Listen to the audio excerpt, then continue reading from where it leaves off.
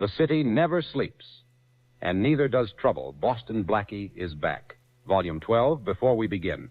If you enjoy classic radio dramas, subscribe to the channel and drop a comment below with your favorite radio show. We'll upload it next, just for you.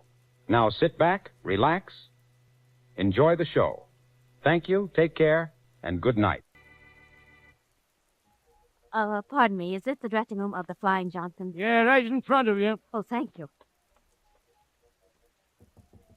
Come in. Hello. Well, you're Valerie Johnson, aren't you? You know, I've been waiting for this circus to come to town so that I could come down here to see you. See me? Oh, golly. I'm afraid you don't remember who I am, do you? Your face was a little familiar. Well, I went to school with you, Creighton School. Why, Mary Wesley. Of course I remember you. My, it's been a lot of years. Yes, hasn't it so? I don't think we ever guessed I'd become a trapeze artist in those days, did we? Well, there was a hint you might be. You almost got kicked out of school for climbing trees. Oh, did I? Yes, you did. Excuse me, Mary, but it's almost time for my act. Meet me after and we'll talk. Well, all right, I'd love to. Let's go. Valerie, you seem to be a little bit nervous and upset. Well, I am, Mary. Is that because of your act? Oh, no. But it is awfully dangerous, isn't it? Oh, not really. It's actually foolproof. Matter of timing. Oh. Oh, what a beautiful... Oh, he's my favorite. Here, Whitefoot. Here's your lump of sugar. Oh. Careful, Mary. He's a little nervous. I give him a lump of sugar each time I go out to do my act. For good luck, huh? Something like that. Mary, you said I seem nervous and upset. Well, I am. I have a feeling that something's going to go wrong with the act tonight. Well, Valerie, not an accident. Here, you take this letter and read it if anything happens tonight. Because if it happens, it won't be an accident.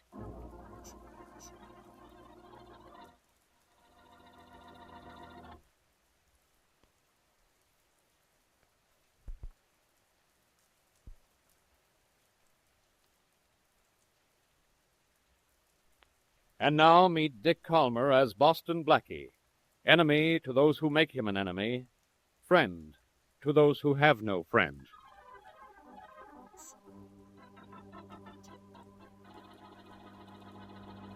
Mary, what are you so upset about? You're supposed to have fun at a circus. I know, Blackie. But I saw my friend Valerie Johnson, and something she said gave me cold chills. That isn't a hint for me to put my arm around you, is it? Please, darling. I don't feel like joking. Oh, here come the Johnsons. Maybe what Valerie said gave you a cold chill, but what she's about to do is giving me pneumonia. Ladies and gentlemen, your attention, please.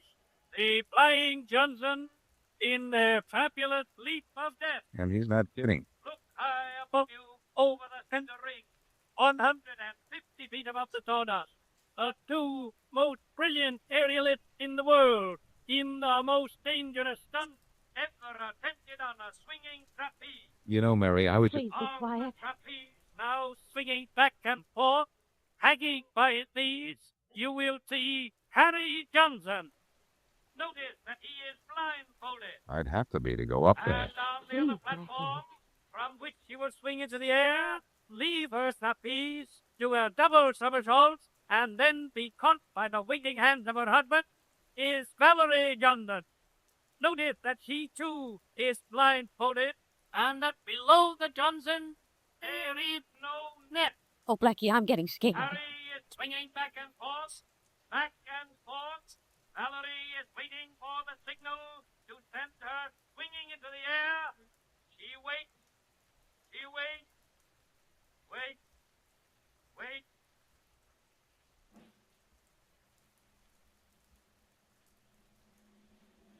And there she goes. Ladies and gentlemen, keep your seats, please.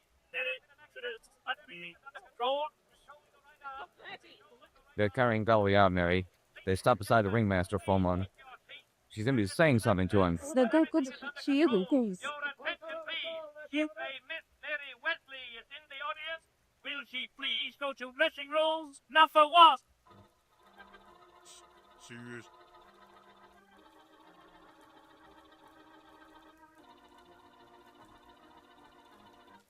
Yes. Yes, what is it, please? I want to see Valerie Johnson. Nobody can see her now. I'm Mary Wesley, Dr. Valerie's dead. Oh, of course, she's calling for you. You'll have to bend down close to her. She's very weak. Valerie. It's Mary Wesley. Mary. Read. Never got time, no. Would know it. I think it would. Darling. Just a minute, Miss West. Doctor. I'm afraid, Mr. Johnson, her wife's dead.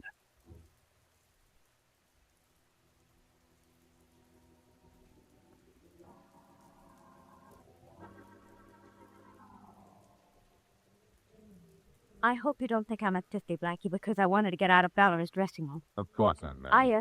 I just... Let's stay here by the animal cages. There's a lot of light, and we can read Valerie's letter. But, here it is. Will you open it, Blackie? All right. What does it say? I won't know until I read it. I'm sorry, darling. I guess I'm a little nervous. But read it out loud, will you? All right. Here's what it says. I have a feeling I'm going to be killed tonight by what will appear to be an accident. But I want whoever reads this letter to call the police in the event of my death. For I am certain that I am the victim of murder. Go on. That's all it says. Or doesn't she say who she thinks her killer is? No, she obviously doesn't know, and is being fair enough not to try to guess. Mary, I think you'd better call Faraday. All right. And while you're making that call to headquarters, I'm going to be paying a call on Valerie's husband. Nice.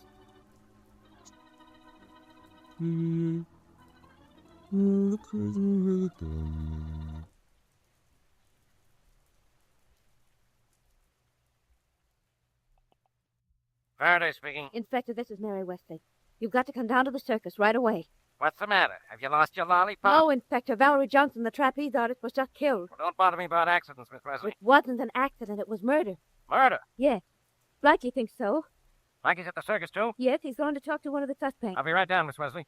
And say, tell Blackie to do me a favor, will you? Yes, of course. Tell him to keep away from the monkey cage, so I'll be sure and recognize him. Ha-ha.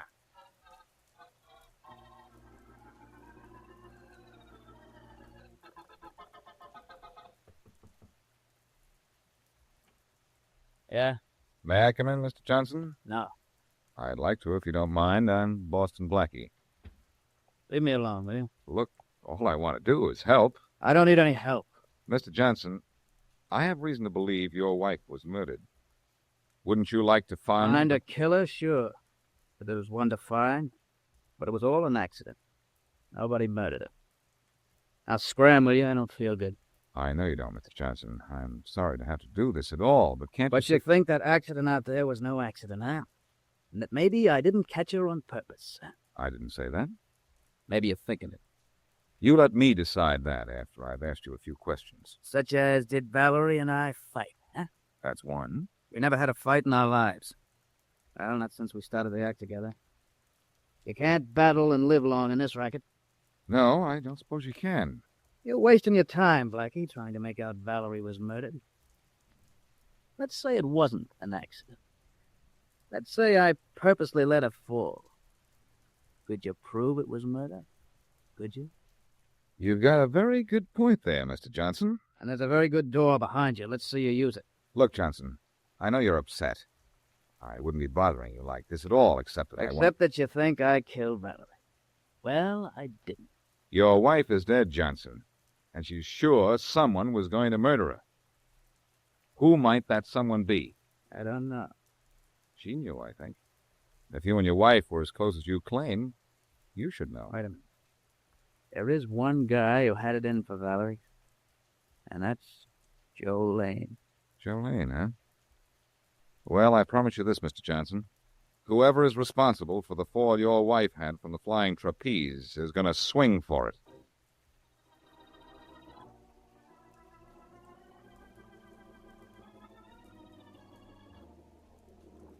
Mary, did you get in touch with Faraday? Des is coming right over, Blackie. Good. Did you get any information out of Valerie's husband? Yes, the name of one man in the circus who hated her, Joe Lane, whoever he is. I'm going to see him now if I can find him. Come on. Sure. But how could any Joe Lane have killed Valerie? It was her husband who didn't catch her. Don't ask me questions like that, Mary. Not on this case. Even if Joe Lane or Harry Johnson or anyone else had a motive for killing Valerie, it would still be practically impossible to prove it was murder. What about Valerie's note? It's only an accusation, not proof. Oh, golly, that's right. Oh, here's dressing wagon 11. This is Joe Lane's, they told me. Where are we meeting Faraday? I told him we'd be in front of the animal cages. Good. Say, maybe you'd better go back there and wait, in case he gets here while I'm talking to Lane in this dressing room. See you in a few minutes. Right. Mr. Lane. Mr. Lane. Mr. Lane. Nobody's home. Yeah, maybe this is a break.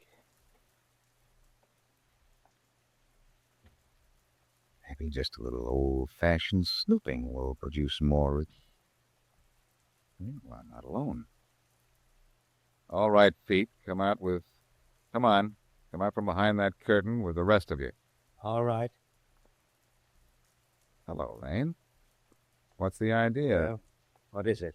Say, you aren't Joe Lane. I was watching the circus today. You're the ringmaster. Oh. So? So what? So start explaining yourself. What are you doing in Lane's dressing room? I was waiting here for Lane. Behind the curtain?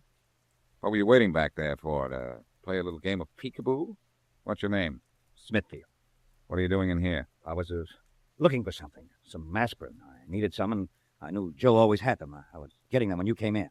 I broke the glass by accident. I wasn't hiding. I see. You wanted some aspirin, huh? So Valerie Johnson's death has given you a headache. Why? I don't care to answer that. Do you know that Valerie believed she was going to have an accident tonight? I'm not surprised. Oh, that's interesting. What else do you know about her accident? It was no accident. It was cruel and calculated murder. And it was her husband who did it.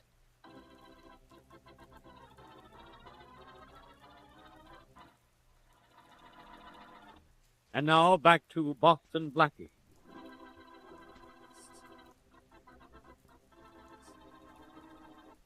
Mary Wesley is an old school friend of Valerie Johnson, the famed circus trapeze artist. So Mary and Blackie go to the circus to see the Flying Johnsons perform. Just before the act, Valerie gives Mary a note warning her that if she is killed during the performance, it will not be an accident, but murder. Valerie is killed, and in an investigation before the arrival of Inspector Faraday, Blackie uncovers 3 suspects: Harry, the dead girl's husband and partner, Joe Lane, and Smithfield, the circus ringmaster, whom Blackie caught hiding in Lane's dressing room. As we return to our story, Inspector Faraday has just arrived, and he and Faraday are talking to Joe Lane. This is Joe Lane, Faraday, the only one of 3 suspects I haven't talked to yet. You let me decide who the suspects are, Blackie. All right, Faraday, you decide who the suspects are, and I'll tell you which one is your killer, as you... Look, what makes you 2 guys think Valerie was murdered? It was obviously an accident. Accidents can happen. She almost missed the leap once before. Oh, she almost missed it once before, huh? That didn't give you any ideas, did it, Lane? How could I have had anything to do with her death? No closer to her than you were, maybe not as close. Just what do you do around here, Lane? I'm the musical director. Look, this isn't getting us anywhere. Get everybody together. Let's go out into the big tent and have a look at that trapeze. Exactly what I would do, Faraday. I think you'll find it was murder. Yeah? Well, thanks for that big tip on the big top, you big dope.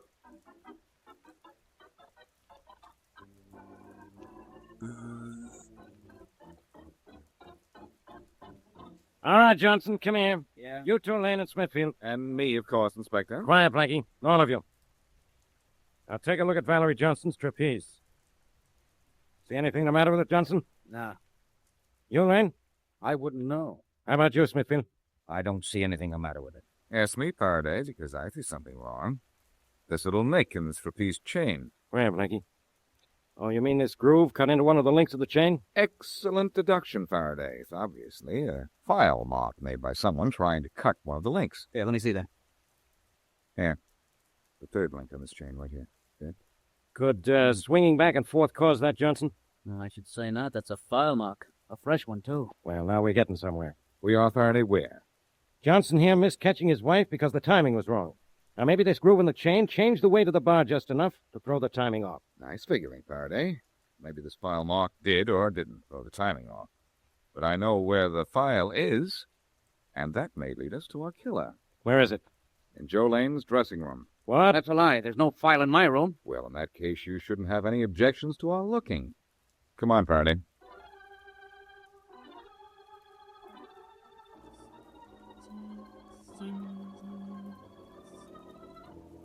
All right, Blackie. Where is it? Close the door, Faraday. We don't want any of these three charming people running out on us. Rollins, close the door. Yes, sir. I don't want to hear from any of you three till I talk to you. Get that? Now, Blackie, where's that file? It's right here in Lane's medicine chest. Can't be a file in my cabinet. There just can't be. Then what do you call this? I call it a file. Night's calling, Faraday.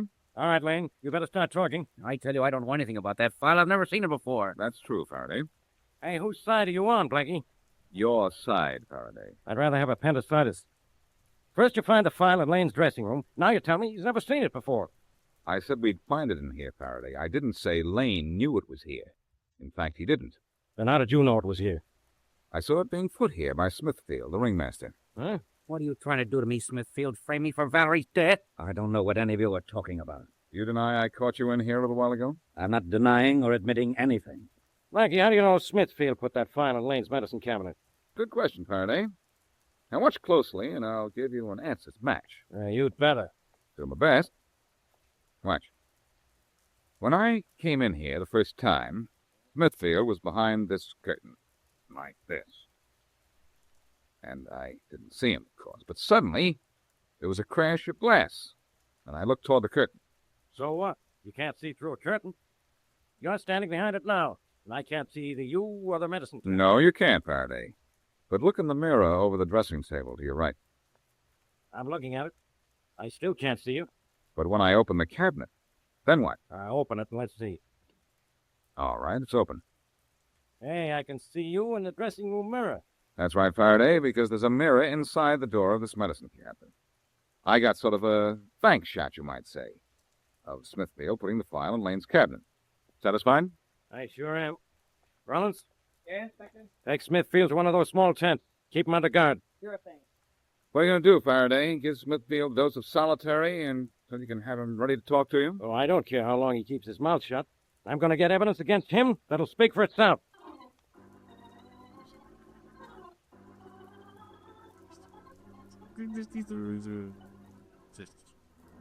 Hey, Mary. Oh, Blackie.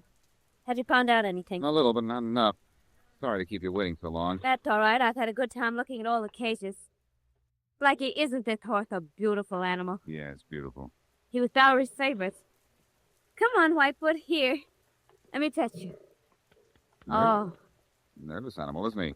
Lovely. Look, Mary, can you stand being alone a little longer? Oh, I judge from that I'm going to have to try. Well, Faraday has Smithfield cooped up in one of the small tents over there, and Rawlins is on guard outside. I want to talk to him. But how can you, darling, if he's under guard?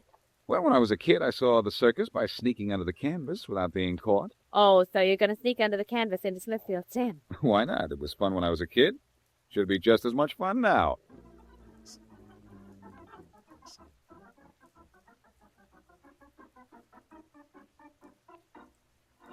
Oh, Smithfield? Huh? Where did you come from, Blackie? Trick I learned when I was a kid. I couldn't come through the tent entrance with a cop out there, so I came through the back way, crawl style. Now, look, I'm not going to talk to you or anybody else. You won't have to. I'll talk to you. You filed that chain on Johnson's trapeze and then planted the file in Lane's dressing room because you knew Lane had a reason to want Valerie dead. Did he? Yes, he was in love with her and couldn't have her. That's true. And Smithfield, I think you were in love with her, too. Do you? Weren't you? Yes, I was. But why shouldn't I have loved her? She was my daughter. Oh. Now, look, I'll tell you something. I did file that chain just a little, not enough to cause any damage. I did it to frame Joe Lane for tampering with Valerie's trapeze, so he'd be fired. I knew he was bothering my daughter, and I knew she wouldn't be happy until Lane left the circus. I get it. You were going to frame Lane before the accident, but after the accident you decided to do it anyway by hiding the file in his room. Yes, I did. Because in some way or other I know he's responsible for Valerie's death. You've got to believe me. I do believe you, Smithfield. And I'll tell you what I'll do. I'm going to get Faraday to stage Valerie's act, just as it's done during a regular performance. And I'll find out how she was killed and who killed her, I promise you.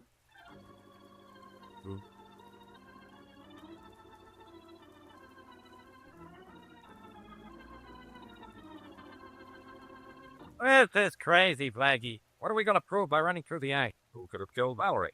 Well, this is a stupid way of proving anything, but go ahead. I'll listen. Go ahead. Use this microphone the ringmaster used. Are you ready up there, Johnson? Okay, start swinging. Just as you're doing the act. You ready, Smithfield? I'm ready. You and the band ready, Lane?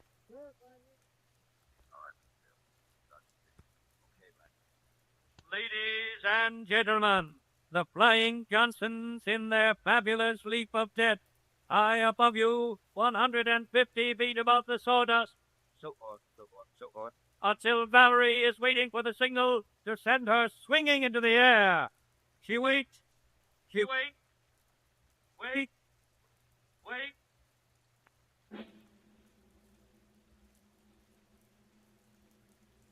And there she goes. Okay, Spencer, you let me out. Thanks. Okay, Lane, you can stop the drum roll now. All right, Blackie. What did we prove? Oh, not so much, Faraday. Just to kill Valerie Johnson, that's all. Hey? How? By doing what we just did, running through the act. What was the signal for Valerie to leap in time to be caught by her husband? What do you mean, signal? Jump when she got ready. Or when she thought it was time to leap. Faraday, both she and her husband were blindfolded, remember? They couldn't see each other. I know our killer now, Faraday. Now I've got to get the proof.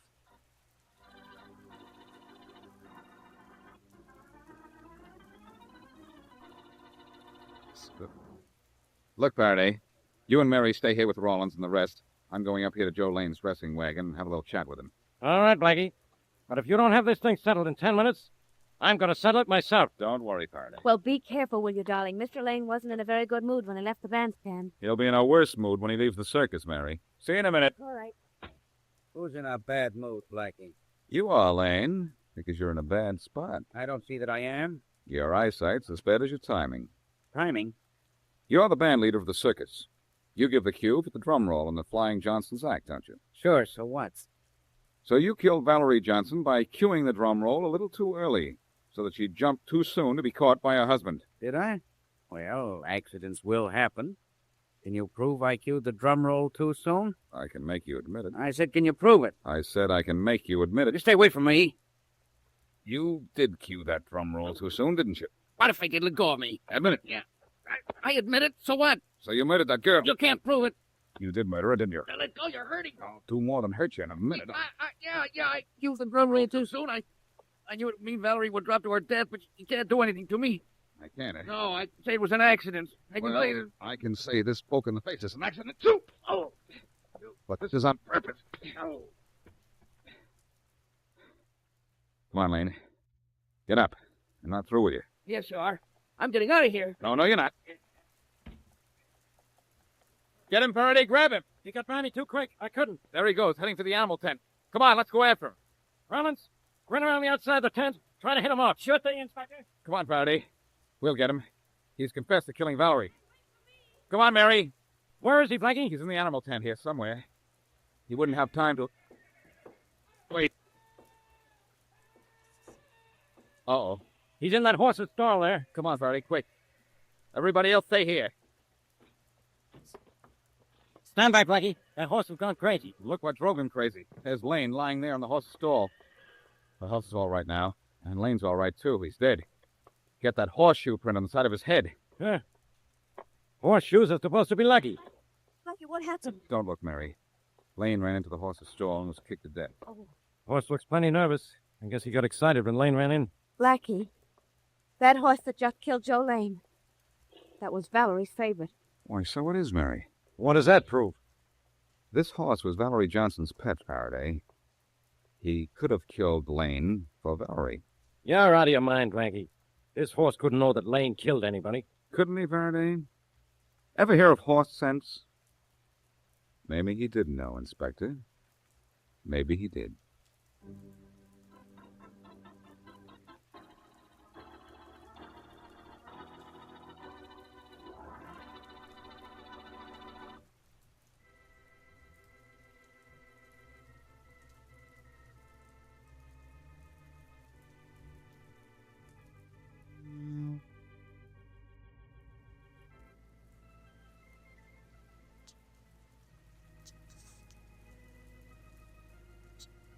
You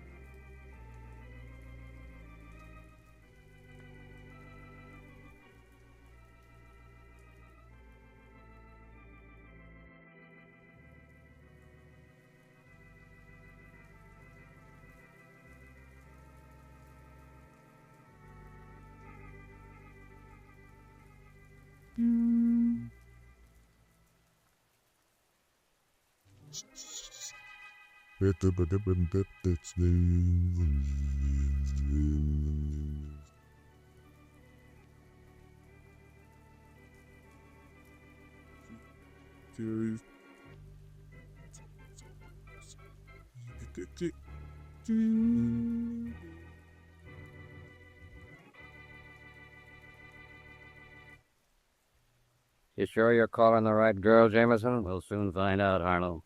She ought to answer in a minute. Hello? Are you Marlene Adrian, the actress? Well, I'd like people to think I'm an actress. Fine. I'm gonna send you $500. What? That's what I'm gonna send you right now. And I'll send you another $500 when you finish a little job for me. A job? It's nothing very difficult. Just find Boston Blackie and tell him you want him to meet you tonight at 111 Cedar Street. You don't meet him there, of course, but you tell him that that's where you're gonna be killed.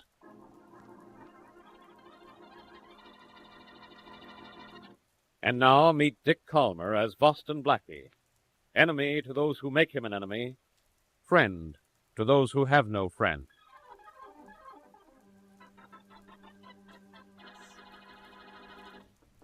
Yeah?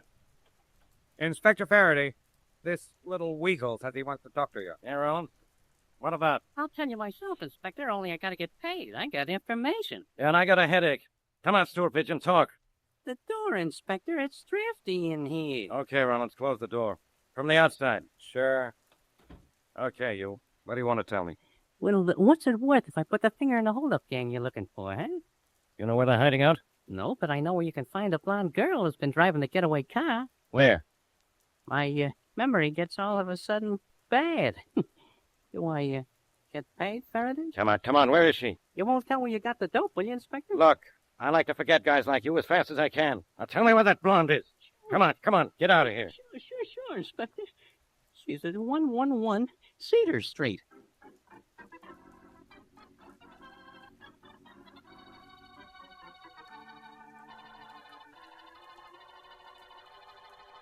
We got the house surrounded, Inspector Faraday. Okay, Rollins, let's have that microphone. Maybe we can talk that blonde out of there instead of blast her up. I hope so. Give it to him, good Inspector, and the boys will keep their eyes open plenty.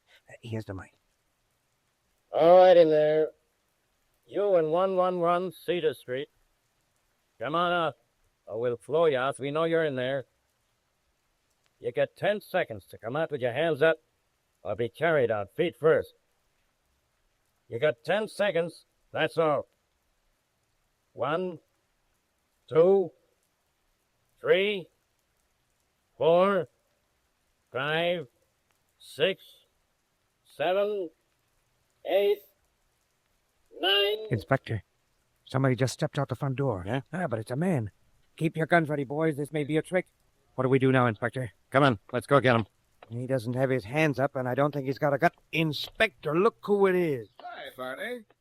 Blackie, you. Faraday, me. Hey, what are you doing in that? Don't you get any wrong ideas, Rollins. Leave all that Faraday. He's better at it. Blackie, what are you doing here? Doing here?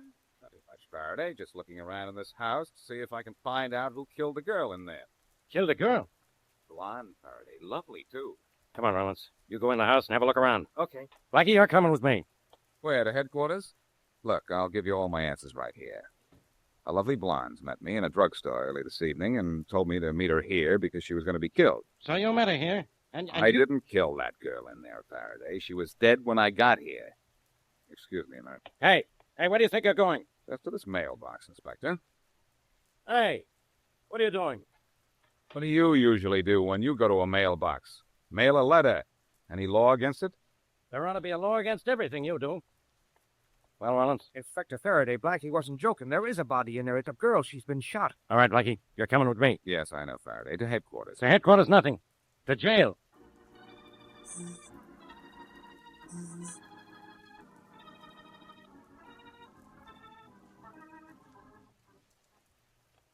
I don't know what Faraday wants to see you about, Blackie. All he said was to take you out of your cell and bring you to his office. So early in the morning? Oh, they don't even let me sleep late in jail. Does Faraday get in here this early every day, Rollins? Yeah. I don't know when he finds time to sleep. When he's working on a case, that's all he does do. I'll go in myself, Rollins. Thanks for the escort. So long, Blackie. Good morning, Inspector Faraday. Come in, sit down, and shut up, Blackie. Okay, I will. And, how's this, Inspector? Oh, great. Blackie, I kept you in jail last night because I didn't believe your story about the girl who was supposed to have called you up to meet her at the Cedar Street house. You know who that dead girl was? No, only that she wasn't the girl who met me and invited me there. I know that, too. I'll tell you how in a minute. Now, look, Blackie. The dead girl was a dame named Marion Williams. She was one of a hold-up mob that's been pestering us for weeks. She's been described a dozen times by victims. That's probably the reason she was bumped. Reasonable? Well, sure. Now that I believe your story, it is. Why the sudden change of mind, Inspector? Next thing you know, you'll be believing in elves and fairies. Yeah, I know. Now, wait a minute. Miss Adrian. I'm here, Inspector. Well, the little lady who invited me to a murder and then forgot to be present. Nice to see you again. I explained everything to Inspector Faraday, Blackie. I didn't know what this was all about until I heard about the murder on the radio. Well, now that you know what it's all about, tell me. I don't really know anything. I was paid to meet you and arrange for you to go to Cedar Street. They told me it was a joke they were playing on you. Some joke. You almost laughed me into a murder rap. Look, lady, who paid you to develop this great sense of humor? I don't know. I never saw the man. He sent me the money and talked with me on the telephone. That's all I know. It isn't much, believe me. But Faraday, you still have an ace in the hole in this case, you know. Me. You've been in jail since the murder. Don't remind me. Only a mere jail can't stop me from working for you, pal. We don't need this young lady here, do we? You can go, miss. Oh, thank you very much. Blackie, please believe I meant no harm. Okay, if it'll make you feel better, I believe. Goodbye. Now, what's this all about, Blackie? What kind of a lead could you get on the William girl's murder while you were still in jail? Well, remember that letter I mailed just before you brought me in here last night? Yeah? Well, it wasn't only a letter. It was an envelope with a note and a locket in it. I sent it to Mary Wesley. Why? Because inside that locket was a man's picture, and he might be the killer. Inspector Faraday. Yeah, Rollins? Miss Wesley here to see Blackie. Okay, let her in? Yeah, let her come in. Okay. Well, Faraday, here's where I solve your case, sitting right here. Good morning, Blackie. How are you? I'm going to be fine, Mary, as soon as you tell me what you know. Yeah, Miss Wesley, tell us all Blackie knows, too. I've got a minute to spare. Blackie, I couldn't find out a thing. What? Didn't you get that locket with a picture in it in the mail? Yes, darling, I did, and the note telling me to try to find out who the man was. Well? I couldn't. I didn't know where to start. So you were going to solve this case for me, Blackie? Oh, I'm sorry, darling. That's all right, Mary. Do you have the locket with you? Yeah. Oh, here it is. Thanks. I wonder whose picture this is.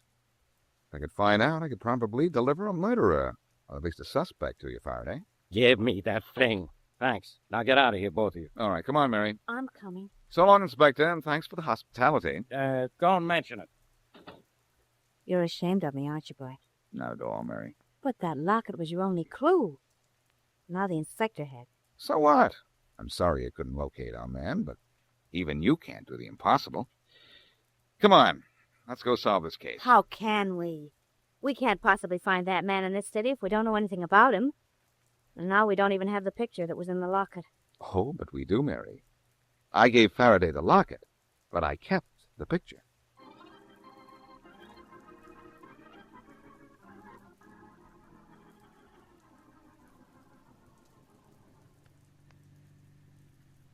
Here's the bank, Jameson. We'll wait here in the car before we go in, Harlow. Okay. Say, where'd you lift this car? What do you think? From the boyfriend? Of course. After what we had to do to our young lady last night, it was the natural car to steal. Everything's great, huh? Perfect. Well, this is it. Let's go. Right. Leave the motor running. Come on. Got the tear gas? I never forget anything. Close the car door and come on. Sure. Now, stay a little to one side of me as we go into the bank. Don't worry, I know what to do. Good. Well, here goes. Yeah.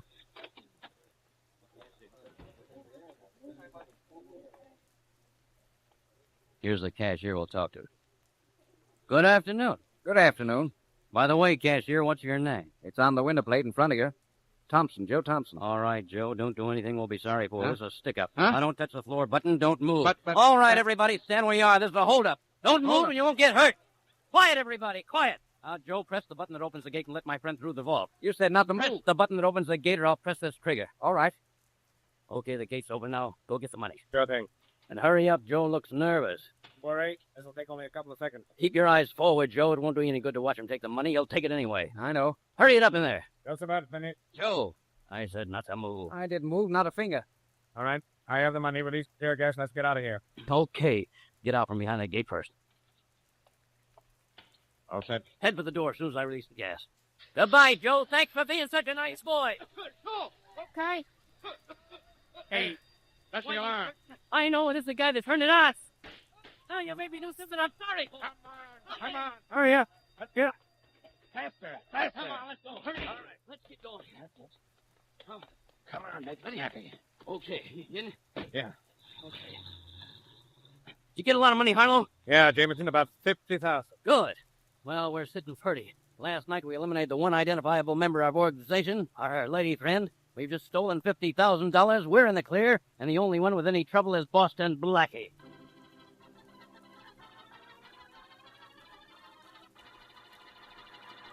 Now back to Boston Blackie.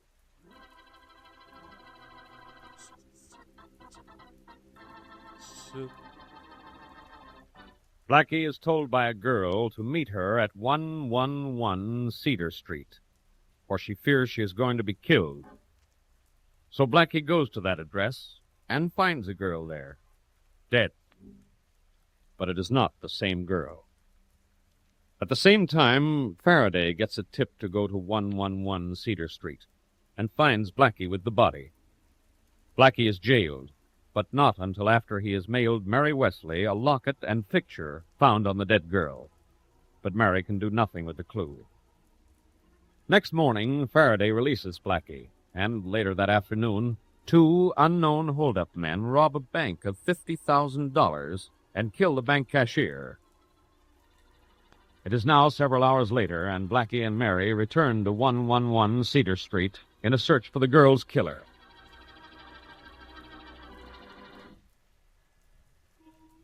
Oh, Blackie, it'll be just our luck if the landlady isn't here. Then we'll just have to wait for her, Mary. They said at her house she was down here to clean up the place. You know, if somebody'd been killed in my house, I'd want to close it up, not clean it up. She is here. Let's hope she can identify the picture. Yeah. Well? Oh, what you want? You own this house? Yep. We're investigating the death of the girl who was killed here last night. I don't know anything about it. May we come in? I guess so. Yeah. Thank you. You know anything at all about the dead girl? No, nothing.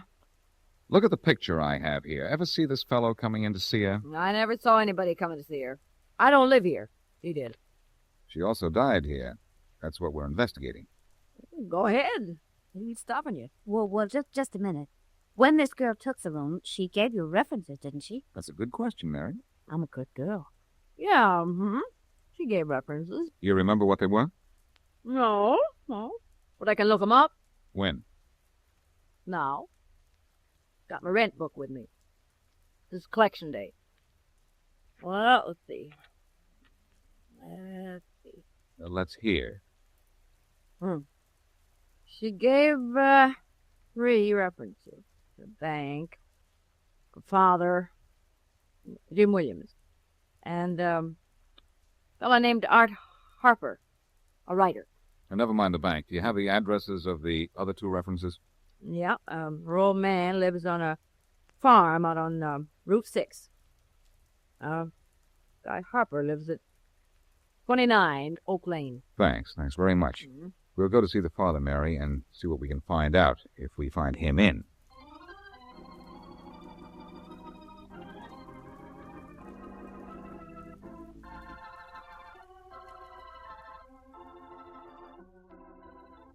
Nice farm you have here, Mr. Williams. Yes, it's lovely. Yes, it is, Miss Wesley. I wish my daughter had thought so. Yes, I know what you mean. Say, those are nice-looking cows grazing over there. What kind are they, Jersey? Yes, but you don't have to spare my feelings, Blackie. I know you want to ask me if there was any reason my daughter was killed. Yes, I do. Do you know anyone who might have killed her? One of her friends, I suppose. Oh, they were a bad lot. She was a good girl till she got mixed up with them, and then she was just as bad as they were. Did you know any of them, Mr. Williams? No, I didn't. I see. Well, I found this picture in a locket belonging to your daughter. Do you know whose picture it is? Let me see. No, I never saw him. I'm sorry I can't help you out. I am, too. Well, goodbye. Come on, Mary. Goodbye, sir, and goodbye, Miss Wesley. Goodbye, Mr. Williams. Blackie, do you? Let's go out to the car, Mary. That poor man's pretty broken up about his daughter's death. I don't think we ought to talk here. Oh, of course not. Anyway, what's there to talk about? Not much. We're running down a dead-end street. Yeah. Wait, I'll open the door for you. I'll tell you what let's do. What? I'll go see Art Harper, that writer who gave the dead girl a reference. You can call my pal Shorty and ask him to contact some of the boys he used to play with before he went straight. Okay, what did you find out? Well, we know this much. The dead girl was a member of a hold-up gang, maybe the same gang that held up the bank this afternoon. What makes you think so? Well, the technique was the same, according to the papers. The job they just pulled was a big one, and the girl had already been identified from being seen on other jobs. Yeah. They may have wanted to get rid of her before they pulled the big one. Oh, and Shorty can tell us who they are, maybe. Maybe, or something about their hideout, say. And that's all we need to break this case. You call Shorty, will you? Oh, sure. Good. And meanwhile, I'll visit Art Harper and see if I can make a writer talk.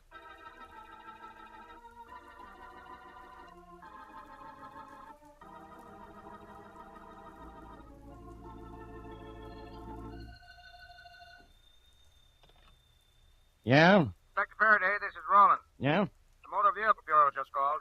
They checked the license number on that getaway car in the back holdup? Yeah, it belongs to Art Harper, a writer. Address 29 Oak Lane. Good. I'm going to see him right now. You send out an alarm to pick up Boston Blackie. What for this time, Inspector? He gave me a locket and a picture as evidence, only he accidentally didn't give me the picture. I want that big galoot for a little larceny.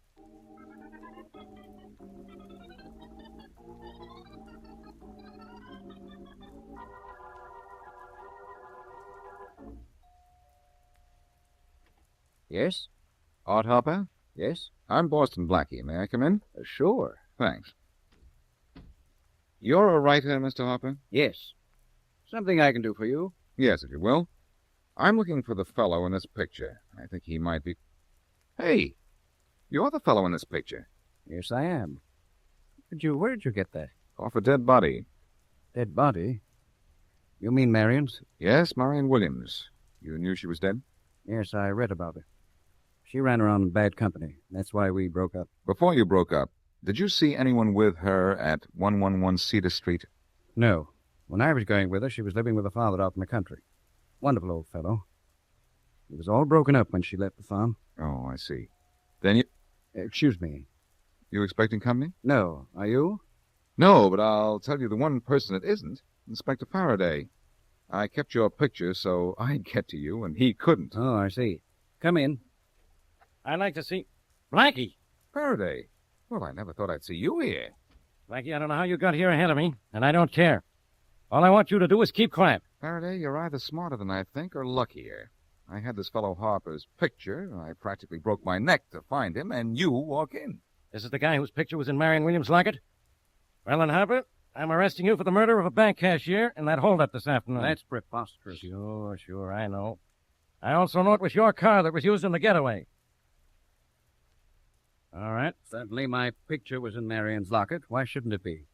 I used to go with her, and my car might have been used in a bank holdup. I reported it stolen yesterday. Oh, you did? How nice and convenient. That's an old gag, Harper. I've got this whole thing figured. You knocked off the blonde who used to drive for you on stick-ups. You forgot your picture was in her locket and reported your car stolen as an alibi. But I tell you, Faraday, even you ought to see that Harper's being framed. Framed? How? That gang stole Harper's car, knowing he would also be blamed for killing the girl when we found out the two of them used to go together. First, they framed me by having some blonde give me a wacky story, and just in case that didn't work, they fixed one against Harper, too. Well, maybe so. And I'm holding him just the same. Come on, Harper. Sure. I have nothing to lose. No, you don't, Harper, but I do. I've got to lose you, Faraday. Blackie, put away that gun. Oh, no. I heard your police alarm for me on my car radio. I've got to get away to make sure a couple of killers don't.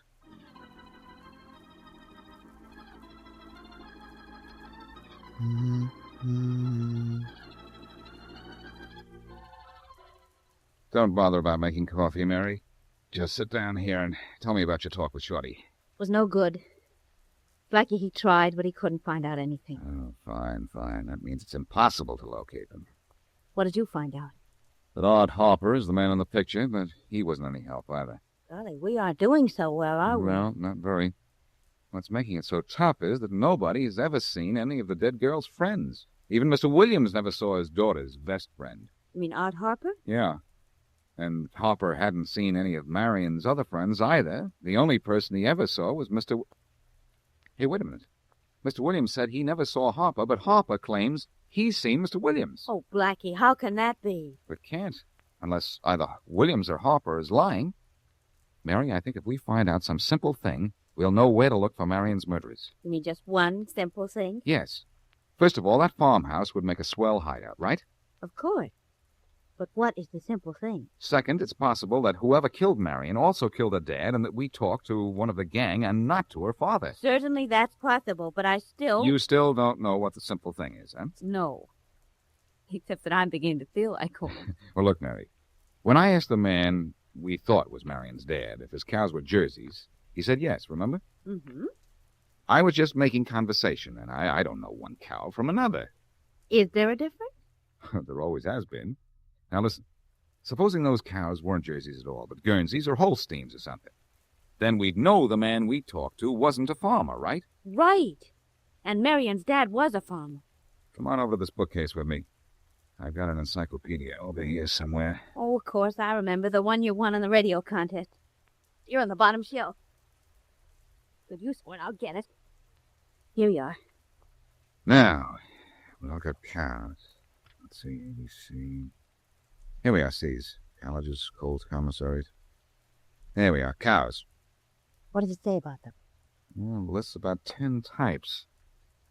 The Jersey's the one I'm interested in. Here we are. Jersey cows. Always brown, never any other color. Although it is possible that white markings ought to be found. Blackie, Farmer Williams' cows were black with white spots. Well, look up here, Mary. Under Holsteins. Holsteins are always white with black patches. Well, the man we spoke to said his cows were Jerseys when they were Holsteins. Blackie, you know what? We never saw Farmer Williams. We were talking to an imposter. We were talking to a murderer, Mary. I never knew it. Only I'm going to be talking to him again very soon and show him how a cow convinced me he was a dumb ox.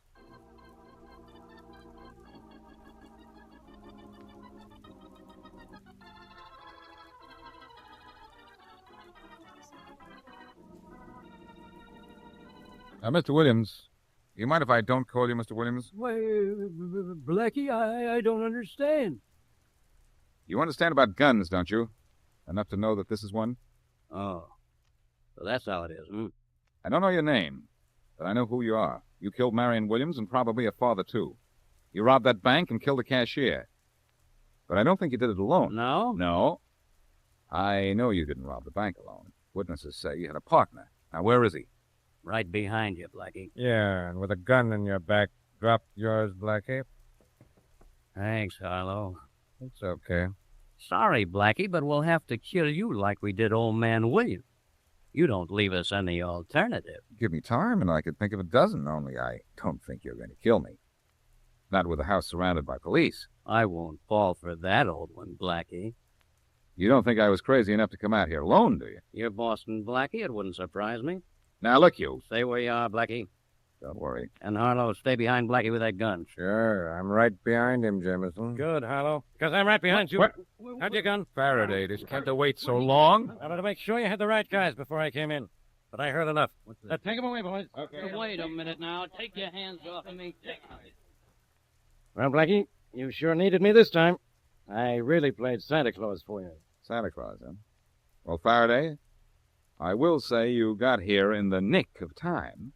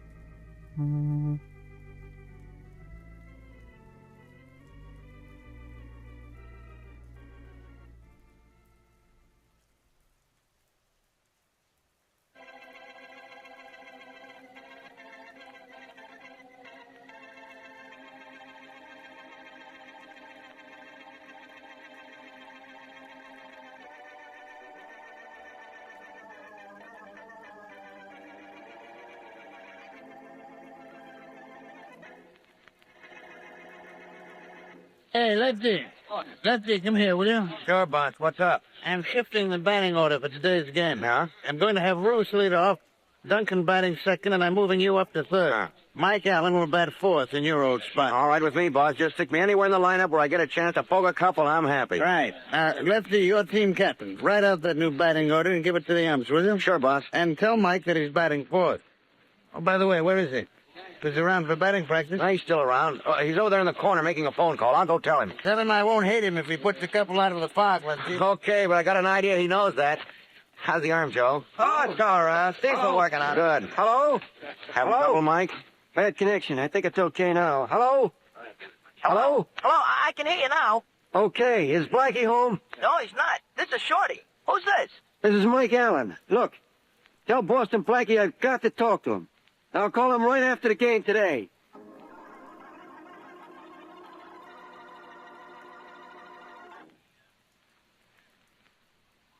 And now, back to our story.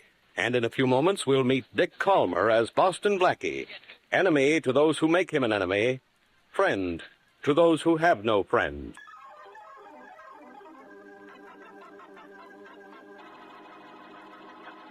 This is Clem McCarthy, continuing with the last half of the first inning, folks. No score as yet. No score, and 2 out, and Roos. Mike Allen is up. Here comes... Daughter, do we have to listen to this? Oh, I just want to hear what Mike Allen does. Gosh, I told you just before game time, and I talked to him personally. Okay. At least, let's look at second. What about those three? I don't know. Now he's facing the plate. Here comes the pitch. Allen swings. It's a line drive over the breeze. Coming in. Hooray. Standing up. Allen's hitting for second. McGuire fires the ball. Allen slides, and he's safe. We're in. But wait a minute. Oh, wait a minute. Here, Allen isn't getting up. He may have twisted his ankle. Harry, hand me those field glasses, please. Thank you. Folks, Mike Allen didn't twist his ankle. He's bleeding from a hole in the top of his head. What? Here it looks like he's been shot, and it looks as if he's dead. Holy mackerel.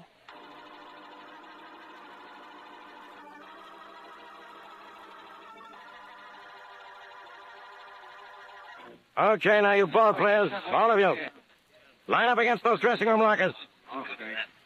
Now, where's the manager? Which one of you is the manager of this club? I am Inspector Faraday. I'm Mac Dunham. Okay, you. One of your ball players was shot with a rifle a little while ago out in the ballpark.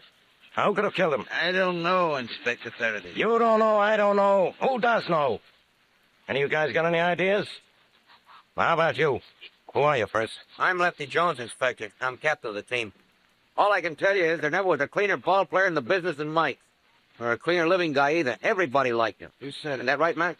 Yeah, that's right. Oh, fine. Well, he was killed, so somebody didn't like him. Now, we know it wasn't any of you guys. From the angle of the bullet, we know the shot came from the center field stands. But from who in the stands? There were thousands of people out there. Look, Inspector, Mike was my friend. Whoever did kill Mike better hope that you find him before I do, because it'd be a pleasure to bounce a bat off his head. We don't know anything. You told my assistant an hour ago that you remember Mike calling Boston Blackie before the game. Yes, but Blackie wasn't home, and I don't know what he wanted to talk to him about. Well, I got men out looking for Blackie. Now, let's get down to facts. You, Donlin. Yes, sir. You got any reason to believe Mike Allen was mixed up with anything crooked? Mike? Not him. Lefty told you he was the cleanest ball player in the league. Do I? Well, All right, you get in there, Blackie. Come on inside. Here he is, Inspector. Boston Blackie. I found him snooping around out in the grounds. Oh, yeah? Okay, you guys. Sit around on those benches over there and relax. Take it easy. Take it easy in here. Well, Blackie. So Mike Allen made a phone call to you before the game, huh? What did he want? I don't know. I wasn't home before the game. Where were you? Out. You're going to be a whole lot more out before I get through with you. Where were you when Allen was shot? Still in the same place, Faraday. Out. Out where? No place in particular, just out. Rollins, grab his arms. Yes, sir. Now, maybe we'll get somewhere. Just a minute, Rollins. You haven't got this arm very tight here. No? Yeah, try a better grip. How's that? Oh, good and tight. Okay. That'll do it. What now, Inspector? Now I search you, that's what. Let's see your coat pockets. Mm-hmm. Change. Paper clip. What's that for, Blackie? To clip papers, Faraday. See, you learn something every day. And this. What's this, a hat check? No, it's a rain check for a ball game. For this ball game, too. What do you know about that? So you were in the stands watching the ball game this afternoon, huh? Guilty as charged. What's the penalty for that? I'll penalty you. I'll find a reason for you to kill Allen. I'll prove you had the opportunity. Faraday. Dear friend Faraday, in reply to your most recent and most ridiculous suspicions, may I say that A, I did not kill Mike Allen, B, I came to the park here today to see a ball game, and C, I am going to help you find Allen's killer. Oh, yeah? Well, D, E, and F, you're going to keep out of my way, and you're not leaving town, you get that? Now, what's that? A very pretty watch, that, I'd say. Here I am, honey, right here. What's the matter? Oh, Lefty, thank goodness you're all right. I heard over the radio that a ball player was killed. Just what did you think, lady? Who are you? He's Inspector Faraday of the police, and if you stay here one more minute, he'll make you a suspect. Now, this is my wife, Inspector. Darling, it was Mike who was shot. Mike? Oh, no. Well, Mike will be glad to hear that. Mike dead? Oh, Lefty, I can't believe it. It's true, dear. I know it's hard to realize. Okay. Now, where were we? You, my dear Inspector, were in a blizzard, as usual. Now, I have a request to make. May I go? Why? Why not? I can always lay my hands on you when I want you. I've got all these ball players to question. Yeah. Only keep away from this ballpark. Did you hear, Blackie? Keep away. Okay, pal. I'll run home now, but you'll need an awfully big scorebook to keep the errors you make before you finally strike out on this case.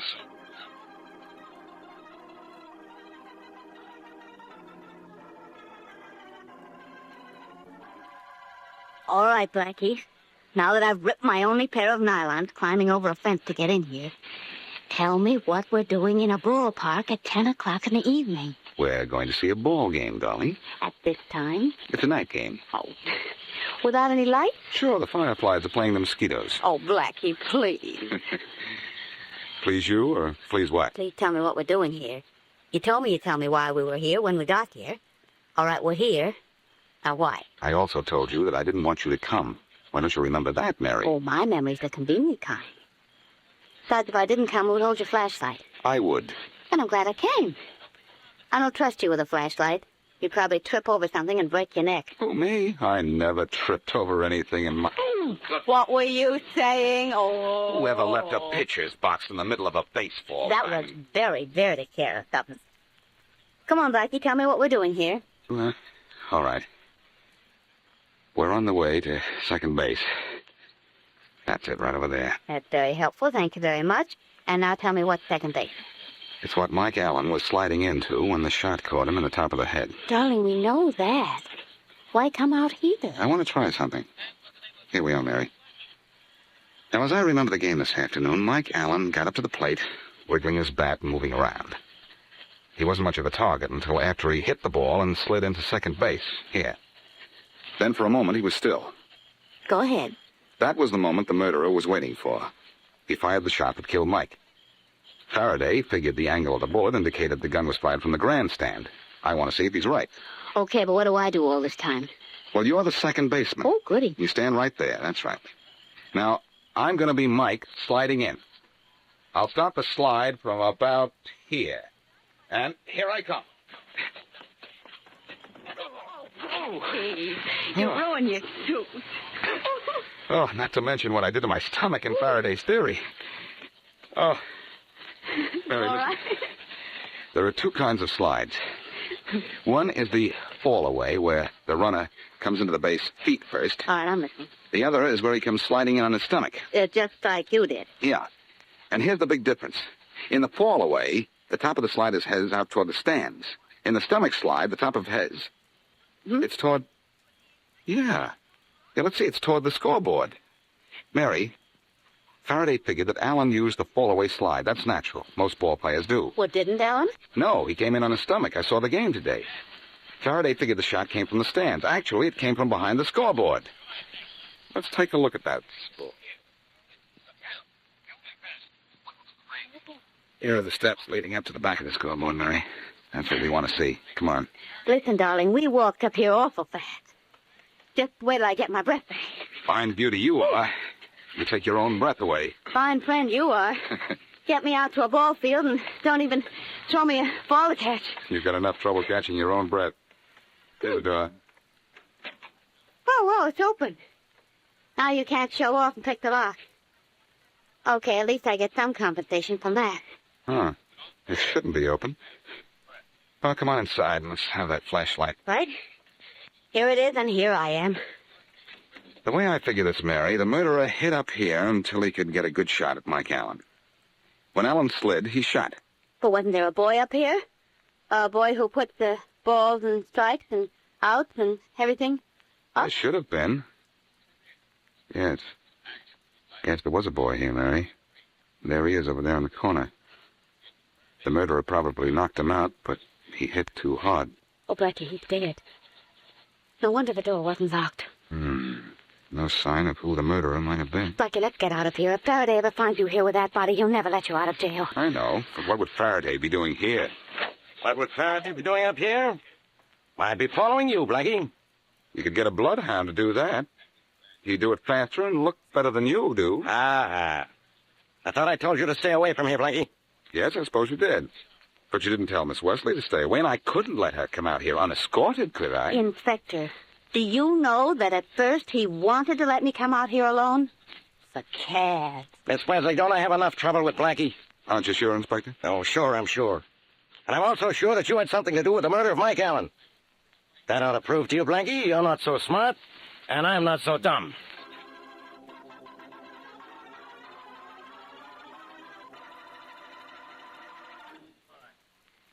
Now back to Boston Blackie.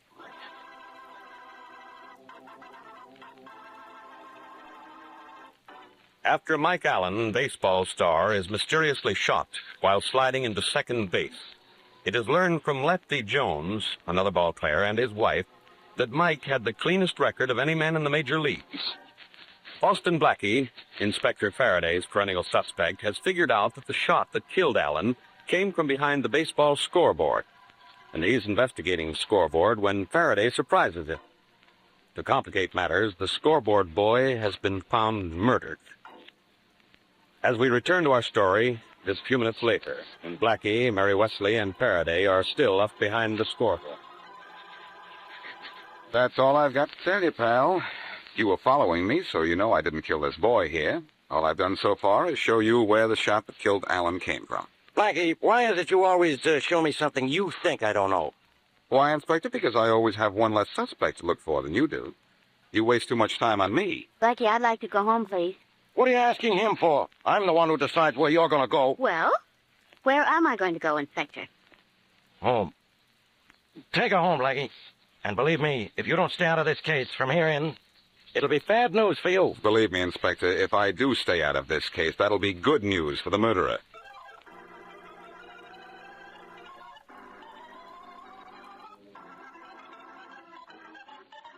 It don't look like much of a hotel to me, Blackie. You gotta take what you can get nowadays, Shorty. Besides, baseball players travel a lot, and they're used to once-over-lightly accommodations. Let's go in. Push the revolving door, Shorty.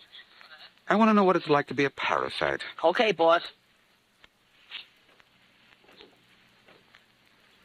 Don't look like much of a lobby, either. Nobody around. Except the porter. Oh, boy. Yeah. There's something I can do for you? Yeah, where is everybody? How do I find out a certain room number? Well, if I want any information around here, I'd go ask the clerk. There he is. The desk is over there in the corner, Blackie. You're so right, Shorty. Thanks, boy. That's all right, boss. Neat, clean, and all. What is there about me that attracts characters, Shorty? Meaning me, boss? Let's just say including you. Oh, I beg your pardon, sir. I'd like some information, please. Yes? Would you tell me what room Lefty Jones is in, please? I'll have to announce you, sir, and the Jones phone is busy. Would you mind waiting? Not at all. By the way, do many of the ball players stop here? No, sir, not many. Only Mr. and Mrs. Jones. Mr. and Mrs. Jones? What position does she play? I beg your pardon? Sorry, ain't you, boss?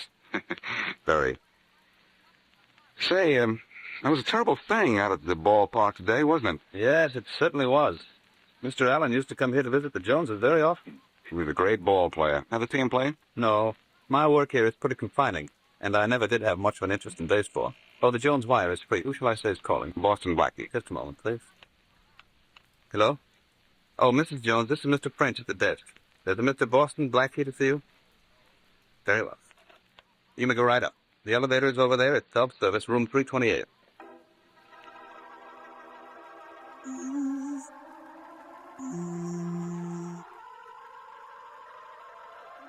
Room 328, he said. That's right here, boss. Among my many assets is the fact that I can read numbers too, Shorty, but thanks anyhow. Hold it a moment. Come in. Hello? I met you, or rather, saw you yesterday, Mrs. Jones. Yes, I did see you yesterday, Blackie. Thanks for remembering. This is my friend Shorty. How do you do? My husband isn't home. Is there anything I can do for you? That's a leading question, Mrs. Jones, but all I want is some information. What do you know about Mike Allen's death? Only that the police thought you might have killed him. That's all? That's all. And now, would you mind... Thank you. I'm sorry I bothered you. We'll be leaving now. Oh, by the way, this is rather a remote neighborhood. Will I have any trouble getting a cab? I'll have the clerk call one for you. Thanks. Yeah? Joe, my friend... I've got to talk to him. Not now. But I tell you, I must. Doris, Would you mind calling a cab for my friend now, please? Of course. I'm sorry, Thank you. You'll have Ernest the porter get you one, Blackie. Thank you. I'm sorry I bothered you, Mrs. Jones. Oh, there's one more thing. Should Inspector Faraday get in touch with you, please don't mention my visit here, will you? Of course not. Goodbye, Blackie. I'm sorry I was rude when you first came in. Forget it. Come on, Shorty. Put down that magazine. Let's go. Huh? Oh, okay, boss. Only the pictures were getting awful pretty. Goodbye, Miss Jones. Thank you again. And you won't forget I was here in case Inspector Faraday asks you. I won't. Goodbye. Goodbye, Dan. Frenchie. Frenchie. Yes? What is it? Those two men leaving here. Stop them. And call the police immediately.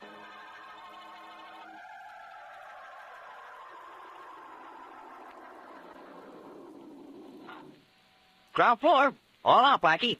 Right, Shorty. Say, what did you think of Mrs. Jones? The gal we just left upstairs?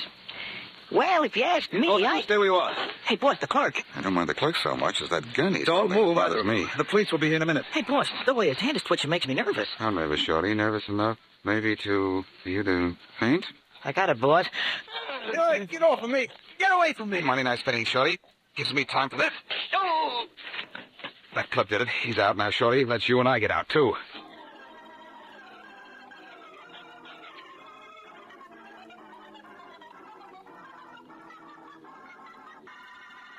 And what, Mr. Boston Blackie, were the results of your visit with Mrs. Jones? I'm not sure, Mary, but I've got an idea. Let's have that telephone. What, see? That's French for here it is. Grazie. That's Italian for thanks. Uh-huh. You can't out-language me, lady. Silly of me to try, wasn't it? Mary, you couldn't be silly trying anything. Why, thank you. Quiet now. Oh. Hello? Hello. It is here's Ernest, the porter, Mr. French. I think you want to talk to me. What are you talking about, Ernest? Mr. French, I was at the ball game today. Got there early on account of you gotta get there early to get seats in the bleachers, you know. And I saw you sneaking in back of the scoreboard. I don't know what you're talking about. I think you do. In an hour, I'll be in a room at 700 West 124th Street. It might be a good idea for you to come up and discuss this matter, don't you think? Goodbye. Darling, would you mind telling me what was the big idea of the minstrel routine? Well, first of all, nobody seems to have a reason for killing Mike Allen, but the batting order of yesterday's ball game was switched at the last minute, with Mike batting in Lefty Jones' spot. Now, suppose somebody didn't know it was switched, and knew only that Jones usually batted in the fourth slot. Well, then that somebody wouldn't know much about baseball. All lineups are subject to change without notice. That's right, and the hotel clerk I just talked to doesn't know baseball at all. It was too far from the scoreboard to see a player's face, and maybe he intended to kill Jones, who usually batted fourth. Yes, but why would he want to kill Jones? I heard the talk between him and Mrs. Jones. Why, that gal has him doing handsprings. Maybe he figured with Jones out of the way, he could get her to marry him. If I'm right, he'll come up to meet me, and I'll put the heat on him and turn him over to Faraday on ice.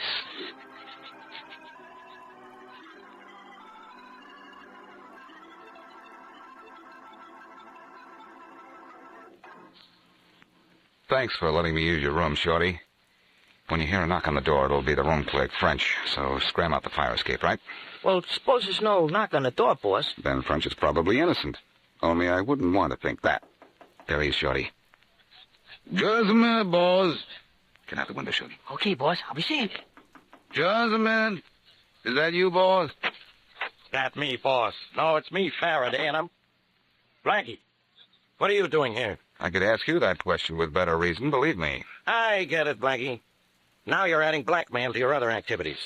You called French and gave him some story about seeing him go behind the scoreboard yesterday, huh? And he called you and told you that, huh? Of course. Only he said the hotel porter called him. Now, what's that all about? That was me playing hotel porter, Faraday. I think I've got something. Yeah, and I've got you, which is nothing. Listen.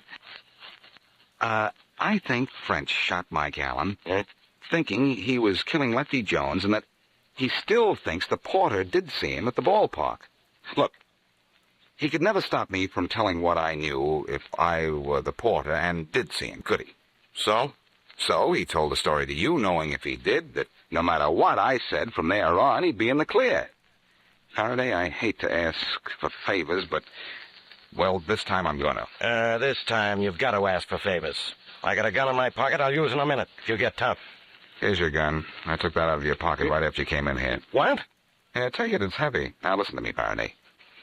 Give me one more chance to prove that French is the man we want. One chance in 1 hour. What can you lose? One wonderful case against you. All right, go ahead, Blackie. Only you better make it good. Thanks, Faraday. Be in the hotel lobby talking to French in an hour when a certain phone call will show you what a phony he is.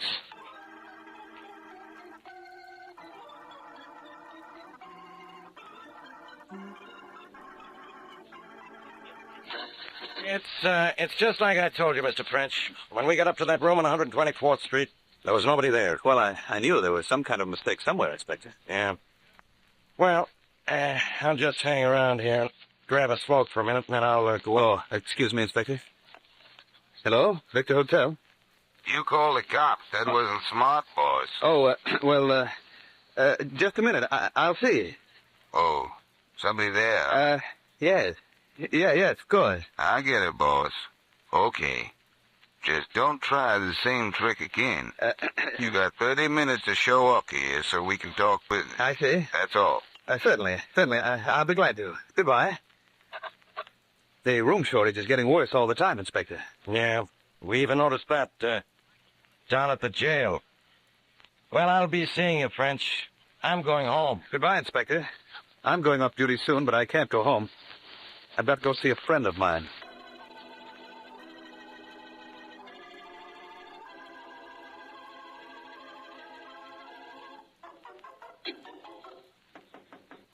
Come on in, boss.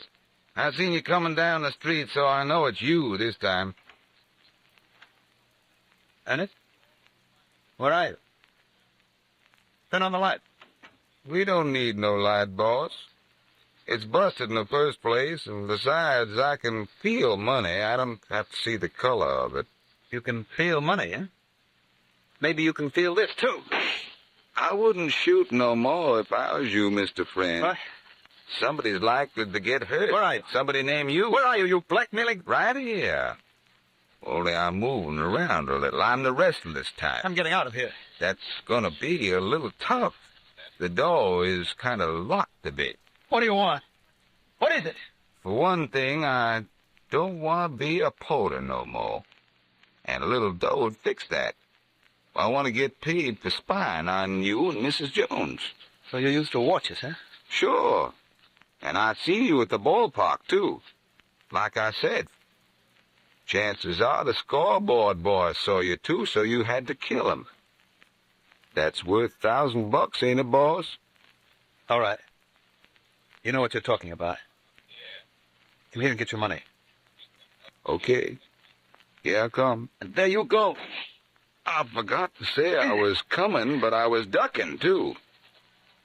You try and duck.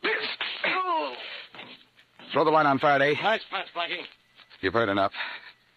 I wonder what there was about that guy's chin that attracted my fist.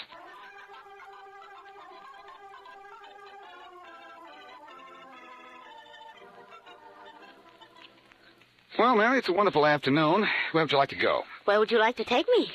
To a ball game. Who's being murdered? Who's playing today? The Dodgers. Oh, let's go. But, I wish you'd tell me first what poor Mike Gallant might have called you about the day he was killed. Well, I'd asked him for an autographed baseball for your nephew, Mary. Oh. He probably just wanted to tell me that he had it. You know, it's a curious thing, Mary. French had never been to a baseball game until the day he went and killed Allen and the scoreboard boy. What's curious about that? That the first time he sees the national pastime, it's his last time.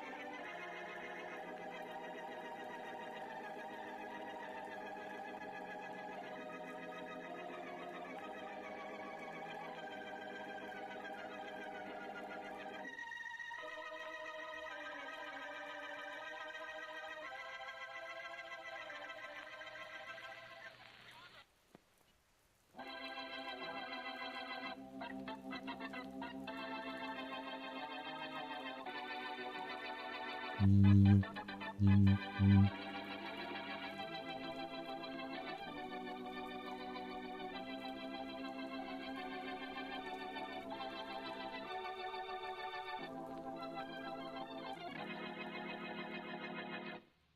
move, Harry. Okay, Bill, let's see you get away from my king after this move. Think you got me, huh? Why not? This is why not.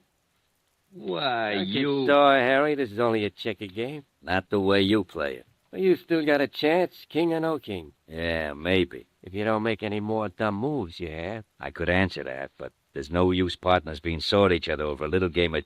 Just a minute. Phil Morton's garage. Oh, yeah? What kind? Okay, go buy it from the owner right away. What was that, Bill? Good news? Great. That car cracked up at Hanley Bridge just a little while ago. Oh, that's swell. What make? 1942 Buick convertible coupe. 1942 convertible coupe, huh? Yeah, Buick. I'll send Tom out to steal one just like it.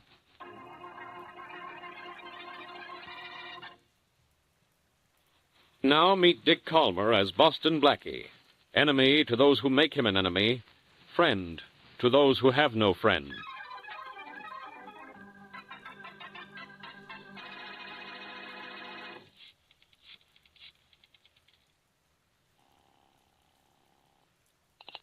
Hello? Mary, this is Blackie. Yes, darling? Thanks for the use of your car, Mary, but you don't have another one I can borrow while mine's in the garage, do you? Why? What's wrong with my car, Blackie? Nothing much. I parked it out in front of the courthouse a few minutes ago. When I went back to get it, it was stolen. Stolen? Stolen, unless it's part homing pigeon and left for its garage by itself. Oh, dear. Well, don't worry about it, Mary. It's insured, wasn't it? Oh, yes, I'm not worried about that part of it. I'll probably get it back anyway. But this certainly spoils my trip. Well, no, it doesn't. My car will be fixed in a day or so. You can borrow that. Oh, thanks, Blackie. Could I? Oh, it's the least I can do for you. Okay, now I feel better. Oh, will you do me another favor, though? Sure. Remember the route you marked for me on that road map? Yes. Well, it was in my car, so I'll need another one. I'll pick one up today. Thanks, darling. Look, Mary, I want to get the police on this right away. Better give me some identifying details about that car of yours. Oh, yeah, sure. What do you need to know? Oh, engine number and so forth. All I know now is that it's a 1942 Buick convertible.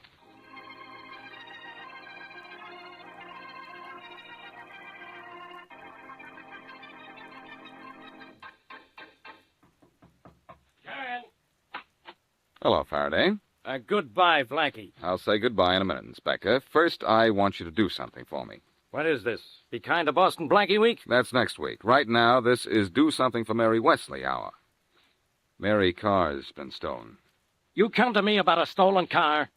Yes, I know stolen cars are out of your department, but I thought you could use your influence to get some fast action in finding it. You do have influence around here, don't you? I don't think so. At least not enough to keep you out of my office. Well, that's because I have a certain amount of influence myself. Oh, come on, Faraday, be a sport. If you won't do this for me, do it for Mary. Oh, all right. As long as it's for her. What kind of a car is it? 1942 Buick convertible. Engine number? Let me see. 2936741. 41. Anything else? Nothing of importance the thieves can't get rid of. Pair of ladies' gloves, flashlight, the usual junk. But don't bother about those things. I won't. Oh, there's a slight dent and a rather long scratch on the right rear fender. Dent and scratch on rear fender. Right. Okay, Blackie. I'll do what I can. But I want you to understand something. I know what it is, Faraday. You aren't doing this for me, you're doing it for Mary. Well, I'm sure she appreciates it.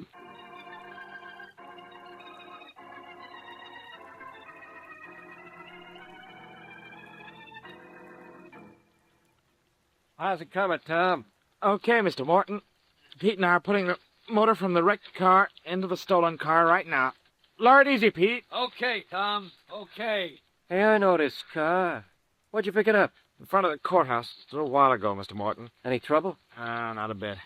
Hold it, Pete. Okay. Engine's in place now. Now, a couple of minutes more. I'll have another job all done.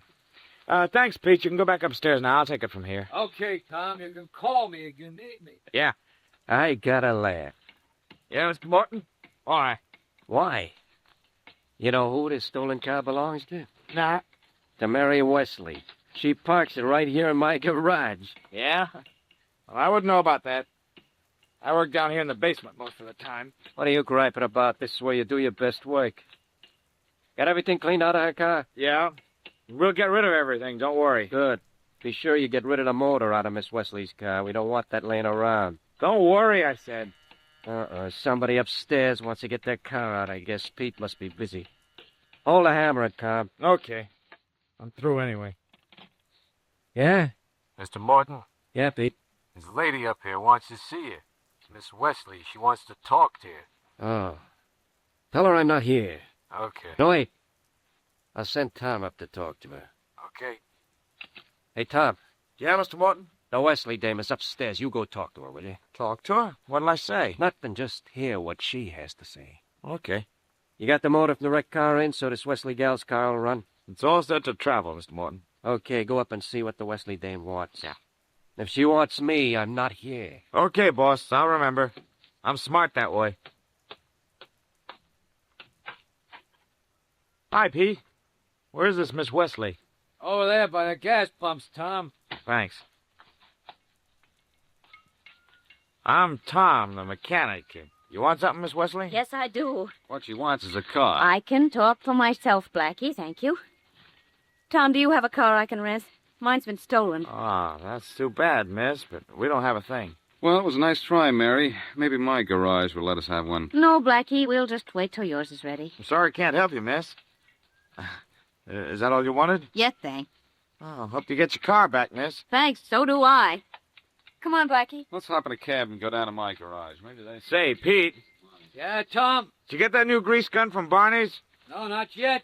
You better run over there and get it right away. I'm going to need it. Okay, but who'll watch things up here? I'm through downstairs. I'll take over. Right. Be back in half an hour. Okay. I'm going downstairs to see the boss in a minute.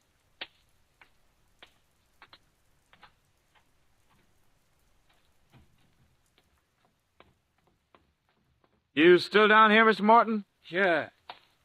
What did the Wesley dame want, Tom? Oh, it was a rent-a-car. Isn't that a hot one? With her own car right down here. Yeah. But let her try to claim this is hers now, with that new motor in it. Yeah, let her try. Here's your dough, Tom. $25. Look, Mr. Morton, I've been wanting to talk to you. Huh? This job's getting to be worth more than $25 a car. Who thinks so? I do. I don't. I think I ought to get $100 a job from now on. Or maybe I might do some talking someplace. Oh, really? Yeah. I'll start by taking $100 for this one. It's not too much. You and your partner, Harry, make almost $1,000 clear on every... Pete? Upstairs? I sent Pete to Barney's for a grease gun. Oh, don't get me off the $100. I want it. It's as simple as that, see?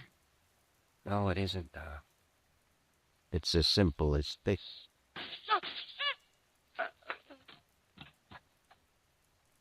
Here's one for luck, chum.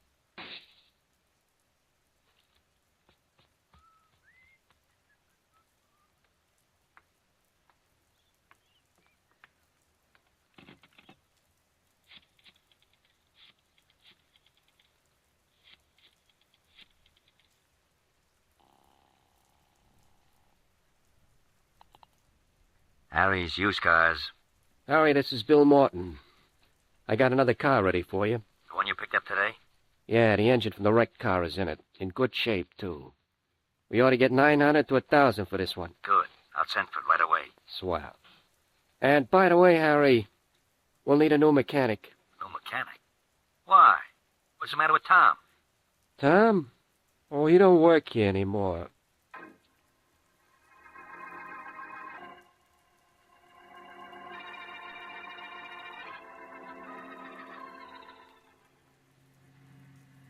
Hasn't there been any trace of my car at all, Blackie? Not a sign of it, Mary. If Faraday would have called me. Now relax and enjoy this country road. Oh, dear. I do hate to take your car when I go away. What'll you do for one? Well, whoever stole your car has been pretty successful in keeping it hidden for a whole day. Maybe I'll steal one, too. Oh, Blackie. Don't worry, Mary. Blackie, look! At what? That car that just passed us, that's my car. It's a Buick convertible, all right. Sure it's yours? Yes. Look, the plates are different, but there's a dent and a scratch on the right rear fender. You're right, Mary. There is. Well, what'll we do? Catch that guy and make him pull over. Oh, careful, Blackie. He may not want to play. This is going to happen so fast he won't have time to play. Oh, watch it. Pull over there, you. Pull over. Blackie, look out. Look out, nothing. I'm cutting him off. Oh, Blackie. Stopping now, brother. You stay here, Mary. That driver may get tough about this. Blackie, he's running away. This ought to stop him. Oh, Blackie, don't you kill him. I was just firing into the air, but it didn't stop him anyway. Oh, let him go, darling. All I want is my car, and I have that now. Well, let's take a look at it to make sure. All right. Hey, it's my car, all right. Look, same upholstery inside and everything. It's amazing. We don't usually have this much luck. Well, it's all yours again, so hop in, drive back to town. What do you know? I think I'd rather not, though. Why? Well, I don't know. But the man we caught driving it might still be around. Yeah, that's a good thought. Well, if it'll ease your mind, I suggest you take my car and I'll drive yours. I get it, Blackie. Auto suggestion.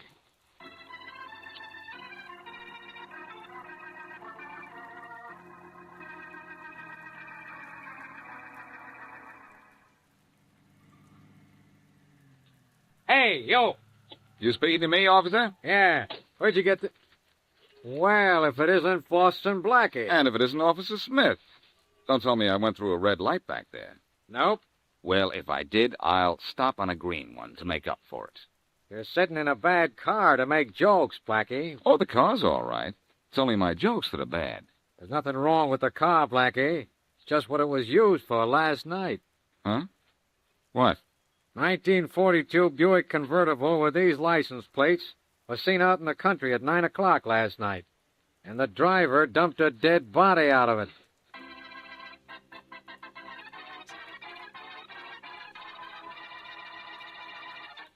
Now back to Boston Blackie.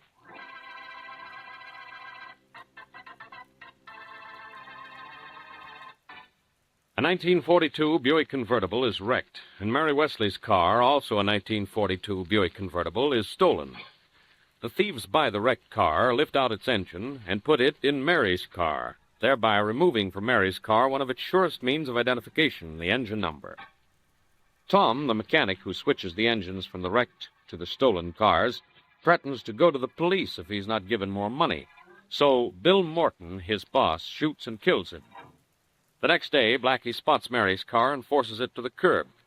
The driver flees, but Blackie drives Mary's car back to town, where a policeman informs him that a dead body had been dumped from that car the night previous. As we return to our story, Blackie has been taken to Inspector Faraday's office. So you killed a guy, huh, Blackie? And stole a car, huh? And drove out in the country, huh? And dumped the body, huh? And you thought you could get away with it. You forgot the last huh, Faraday. Huh? All right, huh? Now, look, you. You came in here yesterday and asked me to find a stolen car for you, Mary Wesley's car. That wasn't stolen, was it? You had it. I didn't have it, Faraday. Not until just now.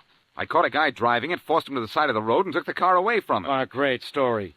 Where's the driver you took the car away from? Well, he got away. Yeah. I was only interested in getting Mary's car back. I wasn't interested in chasing... Inspector Faraday. Garrowans? I checked the motor numbers on that car Blackie was driving. And they were the engine numbers of Mary's car, right? No, Blackie. Wrong. They weren't. What? So, Blackie, you're driving a stolen car, huh? No, Faraday. So help me, that's Mary's car I'm driving. She identified it herself. Well, maybe she needs glasses. Or she's been around you so long, maybe she needs brains. Oh, no, the telephone.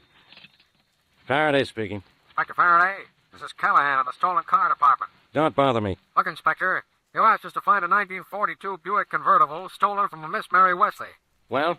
We just got a call from Leonard Wells that somebody stole a car from him about an hour ago, and it was a 1942 Buick convertible. I know the answer to that one, Callahan. I've got the guy who lifted it. I'll handle this. Hey, thanks. Thanks a lot. Blackie, what's the matter with you? The car you're driving belongs to a Leonard Wells, not a Mary Wesley. What? Faraday, there's something wrong here. I'll say there's something wrong here. I just said that. Look, give me a couple of hours and let me find out what this is all about. Nothing doing. Oh, come on, Inspector. Be a sport. No. Why not? Aren't you the athletic type? Yeah, I'm the type who can't stand jokes like that. But I'll give you 2 hours. And if you haven't cleared yourself in that time, you'll get 2 years.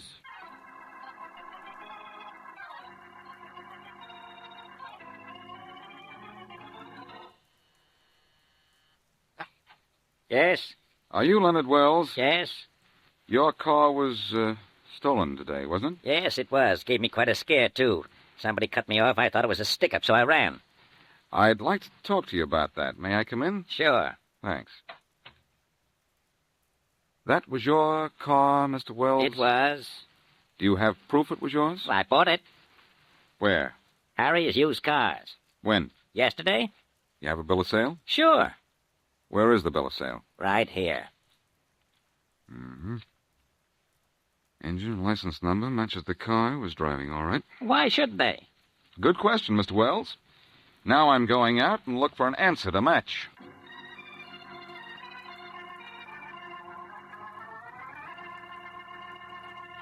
Are you the owner of this car lot?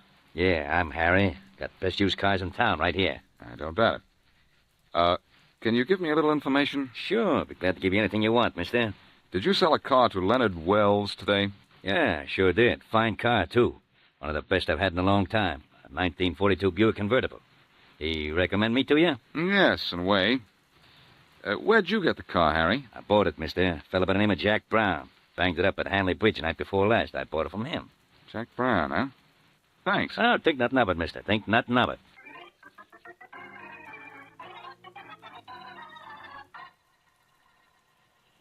Yes, this is my car, all right, Blackie. The one I cracked up at Hanley Bridge night before last. Lucky my wife and I weren't killed.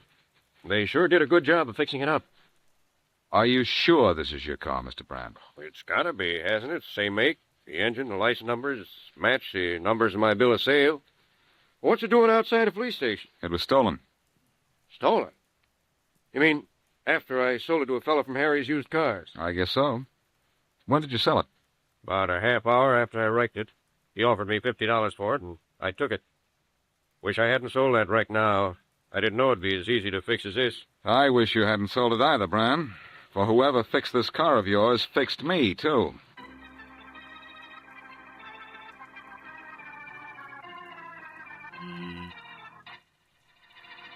Look, Blackie, you got 10 minutes of your 2 hours to go. Now, why do you bother going to the morgue? Because, Faraday, I followed every other lead and got nowhere. Maybe seeing the body that was dumped out of the car you say I stole will do me some good. Why don't you give up? I wouldn't give you that much pleasure. Where's the body? On that table over there. Let's have a look at it. Okay. But you still have only 10 minutes. No, 9 minutes. Get out of that car-stealing rap. I know. Here, I'll pull the sheet back. There. Mm-hmm. How long has he been dead? Since about 6 o'clock last night. Now will you give up? Later, Faraday. I still have 9... Hey, I've seen this fellow before. Eh? Mary and I talked to him yesterday in Bill Morton's garage. So what? So this. Jack Brown said his car was a total wreck after he crashed into Hanley Bridge. Yeah? But now his car's in fine shape. That means a lot of garage work was done on it, right? You mean the car we caught you driving was smashed up only night before last? Yes. And what I mean smashed. And the garage where it was repaired could have been Bill Morton's garage. And this fella here could have been the mechanic who did the work on it. Could have been. What good is that? Faraday, I've got the whole thing. Somebody bought Jack Brown's wreck, stole Mary's car because they were both the same make and model, and switched the engine numbers. Sorry, Blackie. I thought of a possible switch in engine numbers, too. We have ways of telling if an engine number has been changed. These weren't. Oh. Hey, maybe the motor in Mary's car is the motor in the car that was wrecked. Say, that could be. The motors could have been transferred, and maybe it was this guy who made the switch. Well, maybe. But that doesn't tell us who killed him. His boss might have done it. Why? Even you should be able to figure that out. I could only find out where he was killed. I'll tell you one thing. Maybe he was a mechanic, but he wasn't killed in any garage. He had his street clothes on, and there wasn't a spot of grease on him anywhere. Not on his clothes, Faraday. But look at his hands. They're covered with grease. What does that prove? It proves he was killed while he was still at the garage. All auto mechanics wash their hands with special soap before leaving work. Hey, that's right, Blackie, they do. Somebody wanted to make it seem like he was killed outside and probably switched his overalls for an ordinary suit. Must have forgotten about the grease, though, huh? Well, the grease on this fella's hands may keep a killer from slipping through our fingers.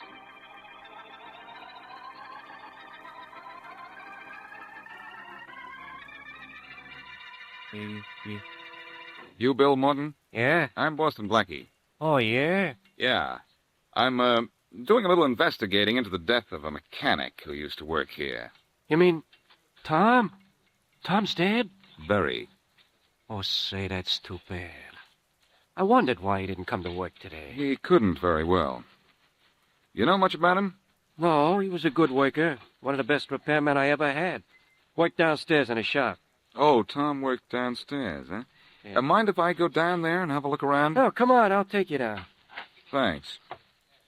Watch your steps, they're kind of weak, some of them. Thank you. Kind of dark here when no one's working. Wait, I'll turn on a light. There. Say, some shop you have down here. We like it. We can do most anything to a car when we got a good mechanic like Tom was. Sure hate losing him. I saw Tom here yesterday. Where did you see him last? Down here. He went out that door there. That was the last I saw. Too bad. Kind of messed up place down here. But this is a garage, you know. We don't often have visitors. If we known you were coming. Forget it. Oh, say, here's a road map somebody's thrown away. I need one of these. May I have it? I'll get you a brand new one upstairs. No, this is all right. In fact, this is a new one, too. Let's see if it has the right territory inside. Planning on taking a trip? A friend of mine is. Uh-huh. This is what I want. Everything I want. Good. Mr. Morton. Yeah? Tom's body was dumped out of a car on a country road last night. Where were you then? Me? I was here all night. Tom's body was dumped out of a car about 9 o'clock. You were here then, too? Yeah, I was here from about 5 o'clock in the afternoon until about 5 o'clock the next morning. One of my nightmen was off sick. Thanks, Mr. Morton. Thanks a lot. What are you doing pulling a gun on me? Accusing you of Tom's murder, that's all. You're crazy. I just told you I was here when Tom's body was dumped in the country. I can prove that. I know you were here, Mr. Morton, which means that somebody else dumped his body for you. But you killed him. What makes you think so? You told me so. I told you. Yes, when you admitted that you were here from 5 last night until 5 this morning. Because Tom was shot and killed in this garage at 6 o'clock last night. You remembered to change his clothes after you shot him, but you forgot to wash his hands. Well, you... Too bad, Morton. If Tom's hands had been washed, maybe we'd never be able to guess that your hands weren't clean.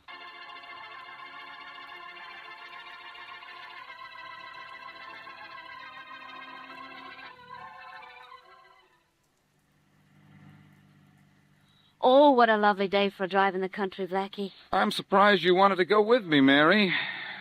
Aren't you leaving on your trip tomorrow? I am. And it'll be such a relief to go in my own car. Oh, by the way, you will get me a new road map like you did before, won't you? I certainly will not. Blackie. I don't have to, Mary. I've already done it. Here. Oh, you. Thanks. When'd you get it? A few hours ago. Where? In Bill Morton's garage. Darling, do you mean that you had time to catch Bill Morton, get him to confess, and to name that Harry person as his accomplice, and still get me a map? Versatile fellow, huh? To say the least. Speedy, that's me. Well, let's see if you had time to mark the route for me like you did last time. No, I didn't. Well, you did so. It's marked. You know when I marked that map, Mary? When? Last week. Last week? Oh, Blackie, the marked road map was in my car when it was stolen. I know. And it was in an ash can in Bill Morton's garage when I went to see him. That's the map you lost, Mary. Then that's how you knew my car had been in Bill's garage and that he was involved in this. Yes, and isn't it a bit of an irony, Mary, that when I marked out the route for your trip, I also marked the route for Bill Morton's trip, the last one he'll ever take.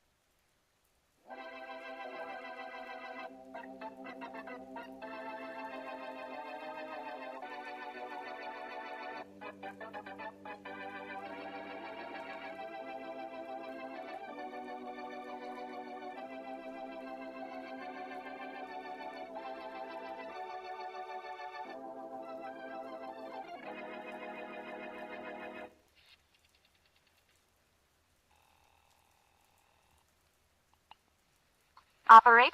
Operator, get me the police. One moment, please. 22nd Precinct, Sergeant Mulvaney speaking. Sergeant Mulvaney, this is Dr. Lester Allen. Yes, Doc, what can I do for you? Well, I'm in a house at 1110 Dale Avenue. There's been a murder here. A murder? Well, don't touch anything, don't move anything. We'll be right over. All right, Sergeant. Who's the victim, Doctor?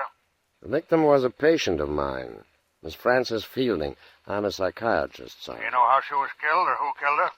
She was shot. And it looks like murder because when I found her just now, the gun was much too far from her body for this to be suicide. Well, just sit tight, Doc. We'll be right over. Sergeant, I wonder... Yeah, Doc? Oh, nothing. I suppose it's much too irregular. I think I know what you're getting at, Doc. You know a couple of newspaper men will come along with us. You don't want the publicity. No. Frankly, I don't. Well, I tell you what, Dr. Allen. I know who you are, all right. Go back to your office and stay there. We'll be up to talk to you later. Might have to ask you a few questions. Of course, Sergeant. I'm sure I can answer them to your complete satisfaction.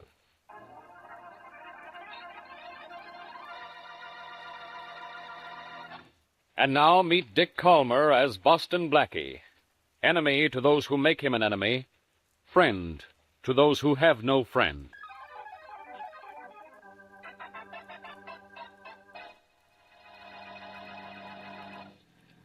Here's your apartment, Mary. Hold the meter, driver. Young lady's getting out here, but I'm going on. Okay. Blackie, look across the street. Hey, looks like a sighting of some kind, Mary. Wonder what it is. It is not for us. I know, not... Hey, that police car over there, the one in front. That's Inspector Faraday's. Oh, now I know what kind of excitement it is. And that is for us. Come on. Kid driver, keep the change. Thanks.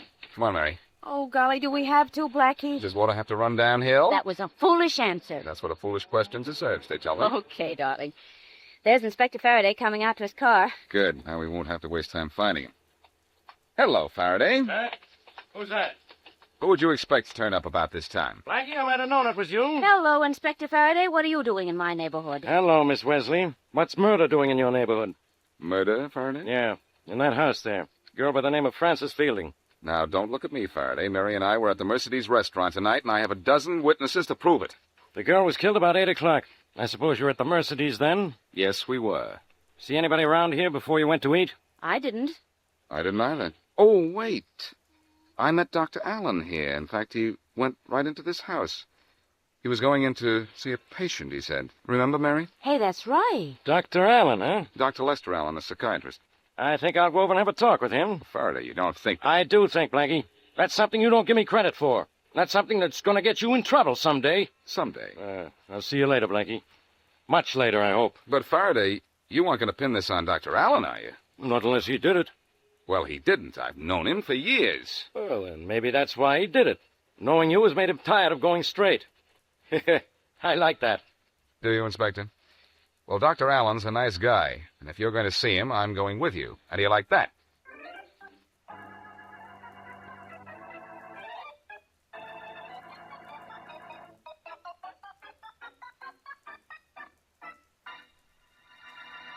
Dr. Allen, I'd like to ask you a few questions. Of course, Inspector Faraday. Give him routine answers, Doctor. He won't know the difference. Quiet, Blackie. Dr. Allen, when was the last time you saw Frances Fielding alive? This afternoon, here in my office. Is that the last time you saw her? Alive? Yes. I talked to her on the phone later. She called me, told me she was terribly upset. About what? Well, she came to see me this afternoon for treatment. She was suffering from a neurosis. She was afraid she was going to kill herself. Never mind about that neurosis stuff. Now, after Miss Fielding called this evening, what did you do? I did as she asked. I went to see her. So you admit you were there, do you? Well, of course I do. In fact, Blackie saw me going in to see her. That's why you're being questioned, Doctor. I had to open my big mouth. Well, shut it, Blackie. Dr. Allen, you mean to tell me you went to the Fielding home, found Miss Fielding dead, and left without calling the police? Look here, Inspector, I did call the police. You called the police? Now, please, Doctor, don't give me that. But I did. I talked to a Sergeant Mulvaney. Mulvaney? There's no such sergeant at headquarters, and no call ever came into headquarters. I checked that. I don't understand. This is absolutely fantastic. Where is it? If you talked to the police, why weren't you at the scene of the murder when the police arrived? Why? Because the Sergeant Mulvaney said he knew me, and it would be all right if I waited for the police right here in my office. You don't tell very good lies, Dr. Allen. And you don't tell them well, either. Come on, why did you kill her? I didn't kill her. I never saw her before this afternoon. Can you prove that, Doctor? Well, I don't know. I might. My secretary, Miss Glenn, she might. Get her in here, Blackie. Sure. You never saw Frances Fielding before this afternoon, huh? No. My appointment book will prove it. All right, Doctor. It isn't going to matter much, but I hope you're telling the truth for a change. There she is. Thanks, Blackie. Miss Glenn, when did Frances Fielding first have an appointment with Dr. Allen? About 8 months ago, Inspector. 8 months? Miss Glenn. 8 months, huh? That's not true, Inspector. Miss Glenn, what's the matter with you? You know I never saw that girl until she walked into my office this afternoon. Oh, I'm awfully sorry, Dr. Allen. Did I say something wrong? You said something right, Miss Glenn. Look here, Inspector. This whole thing is absolute. Why, my appointment book shows she was here for the first time today. It shows you saw her for the first time 8 months ago. Or Miss Glenn wouldn't say so. I'm afraid it does, Doctor. Here's my book. See for yourself. I'll take that book. You answer your phone, Doctor. Thank you. Hello. Dr. Lester Allen? Yes. Can you talk? No, I can't talk to anyone now. Call me back in a few minutes. Okay, I'll call back in a very few minutes. Now listen, Inspector. You listen, Doctor. You're not in a position to do much talking. You look like a murder suspect to me. Faraday, you're all wrong. Quiet, Blackie. I'm all right. The doctor's lying about the phone call to the police and about when he first met the dead girl. And I think that makes it look like maybe he killed her. Motive, Faraday, motive. What was his motive? I'll find one, don't worry. Don't leave town, Dr. Allen. I may want you to come down and see me sometime. Come on, Blackie. Let's go. Wait, Blackie. I want to talk to you. All right. See you later, Faraday. I'm warning you, Blackie.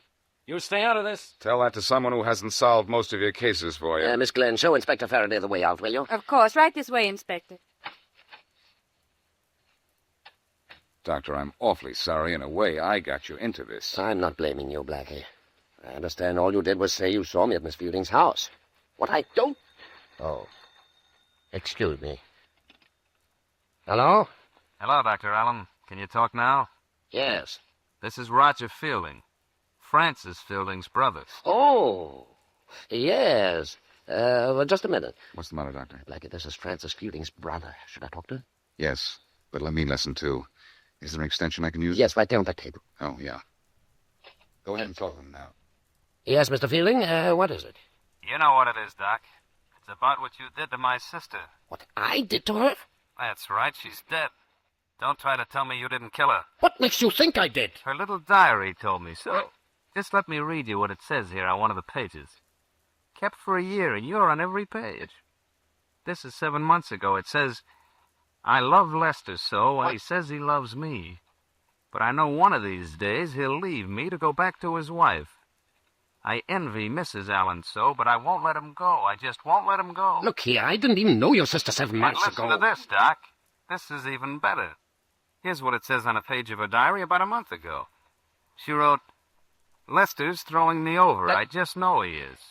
And if he does, I'll go to Mrs. Allen with the truth. I'll tell her everything. Listen, Doc. What? I don't know why you killed my sister, but I got a rough idea. She sort of asked for it, didn't she? Now, look. You look, Doc. Maybe Sis got what was coming to her, but the cops got this diary coming to them. Unless you want it. And bad. This is blackmail. Is that what it is? I think I'm doing you a favor. Meet me at Dobbs Hill at 10 tomorrow night. Not a kind of I like to do favor. Hello. Hello. No use, Doctor. He hung up. Blackie, what do you think? Well, Faraday broke down your story about calling the police and not meeting the dead girl until this afternoon, and said all he needed to arrest you was a motive. What I just heard on the phone would pass as a motive, all right. Blackie, you know I had nothing to do with this. No? Well, Dr. Allen, either this is first-class frame-up, or you're a third-degree liar.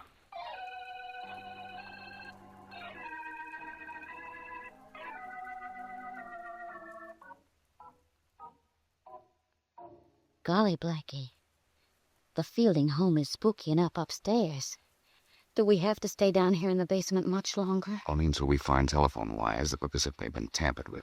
What will that prove, Blackie? Well, Doctor, when you made your call to the police, you got through to the operator all right, didn't you? Yes.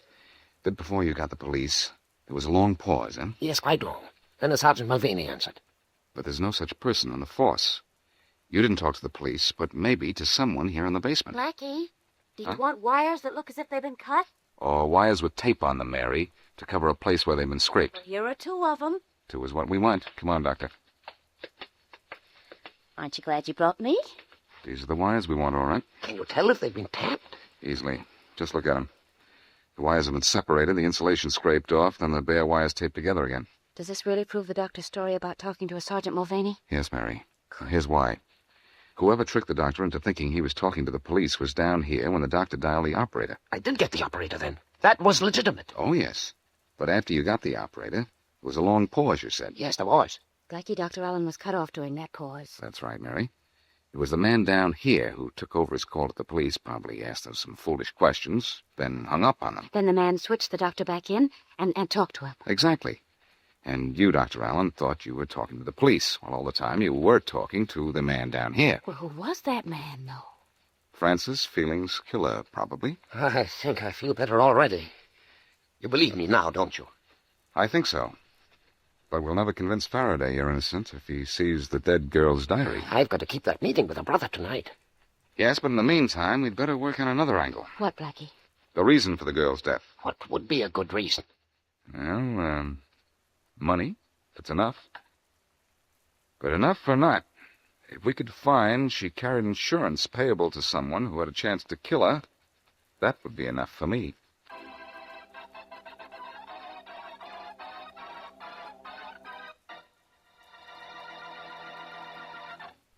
Now back to Boston Blackie.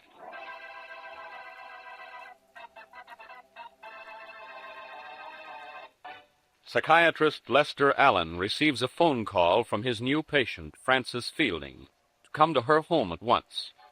He goes there, finds her murdered, and calls police. He is told to go back to his office. Inspector Faraday finds no record of Allen's call and believes him guilty. As we return to our story, Boston Blackie, who is with Mary and Dr. Allen, calls Faraday in search of a motive for the girl's murder. Maybe this will work. At least it's worth a try. Faraday speaking. Hello, Faraday. This is Blackie. Now what do you want? The usual, Faraday, to give you a little help. I'd rather have the measles. Next week, Faraday. This week, I want to give you an angle on the Fielding murder. I think it's insurance. Blackie, I don't know how I'd get along without you. I do. Not very well. You know, it's amazing that you'd think of insurance at a time like this. What's amazing about it, Faraday? If you were any kind of a cop, you'd have thought about it long ago. I thought of it last night. Is that long enough ago for you? Well, Faraday, you're improving. What did you find out? None of your business. What are you doing, Faraday? Faking? I'll bet you don't know a thing about the Fielding girl's insurance. Bet you never even thought of it. Oh, I didn't think of it, huh? Well, a copy of the policy is right here on my desk. I don't believe it. You don't, huh? All right, listen to this. I'm listening. She had an accident policy with $5,000 for accidental death. Mm-hmm. She took it out 2 years ago and collected on it 5 months ago for a broken arm. And now all the money from the policy goes to her grandmother in Mexico City. Oh, her grandmother, huh? Yes. And if you think her grandmother killed her, think again. Because she's a 97-year-old invalid and hasn't been out of Mexico City in 30 years. Well, wise guy, don't bother me with your bright ideas. Faraday. Faraday! He hang up on you, Blackie? He sure did, Mary. Was she killed for insurance? No. Oh, gee, so now what? Now, Mary, you're going home to see a bed about some sleep, and Dr. Allen and I are going to Dobbs Hill to see a man about a diary.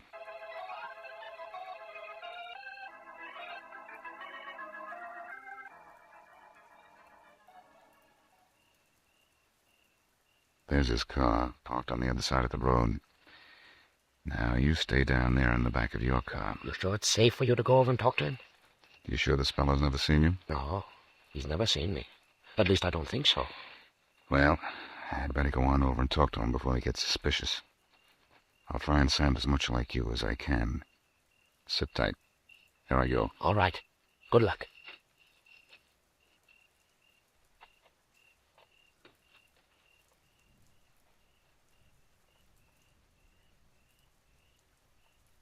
Roger Fielding? Yeah. Dr. Allen? Yes. How are you, Doc? I don't know. Let me see that diary. Sure. Here. This is the original. Thanks. Don't bother trying to run off with it. I've got photostatic copies. Get me? I got you. I want you to notice something, Doc.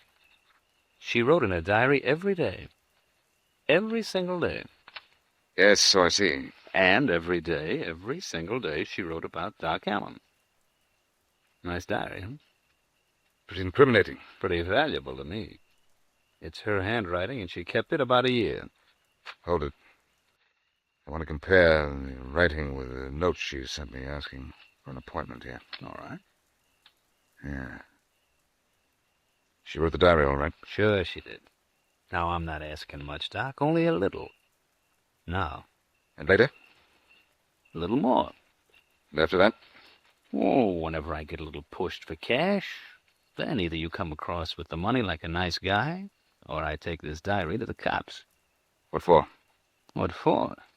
It gives you a pretty good reason for killing it. Yes, it does, Fielding. There's only one thing wrong with it. What's that? It's a phony.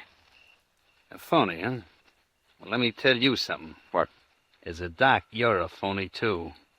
The next time, tell Doc Allen he better show in person. Mr. Boston Blackie.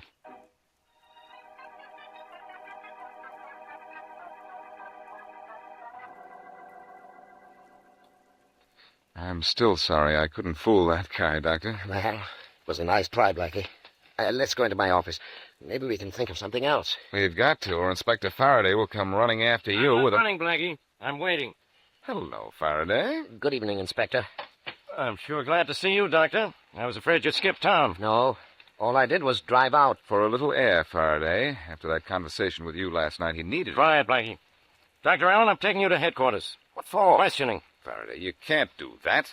The doctor knows less about that girl's death than you do, if that's possible. Well, I suppose you know all about it, huh? I know you need a motive before you can really pin this on the doctor. Well, give me time. I'll find one. I'll save you time. I've already found it. A diary written by Francis Fielding and containing plenty of motive for murder. Where? Blackie. Don't get excited, either of you. The diary's a phony. A phony? How do you know? Blackie, you know that diary's a counterfeit? How? How? Very simple, Doctor. Faraday, do you remember the accident policy the Fielding girl had? Sure. She collected on it, too, for a broken right arm. About, it was exactly 5 months ago. Well, guess what was in Miss Fielding's diary 5 months ago? Blank pages. If her arm was broken. The pages weren't blank, Faraday. Her mind was. About that broken right arm. The day-to-day account continued 6 months ago, just as if her arm was perfectly all right. Well, that does prove the diary was a counterfeit. It was probably written just recently, perhaps in the last few weeks. That's exactly it, Doctor. She was so anxious to phony up a long-time love affair in a diary, she forgot she couldn't write 6 months ago. All right, Blackie. So that diary was phony. So the diary was a frame. I suppose you think everything else about this case is a frame against the doctor, too. Yes. Who framed him? I think the girl did it. And killed herself to do it? That's a good one. That's too good, Faraday. I can't figure out that part at all.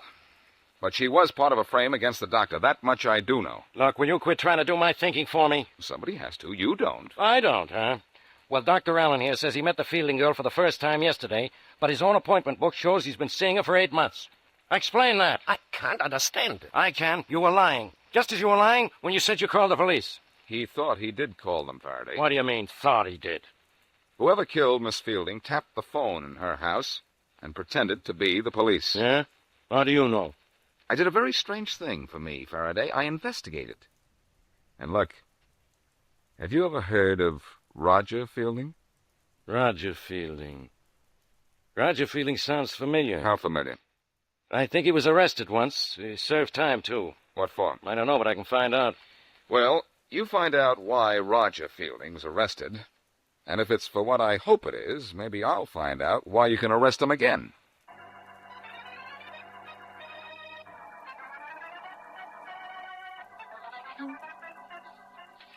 Who are you looking up in the phone book, Blackie? Catherine Glenn, Mary, the doctor's secretary. Why?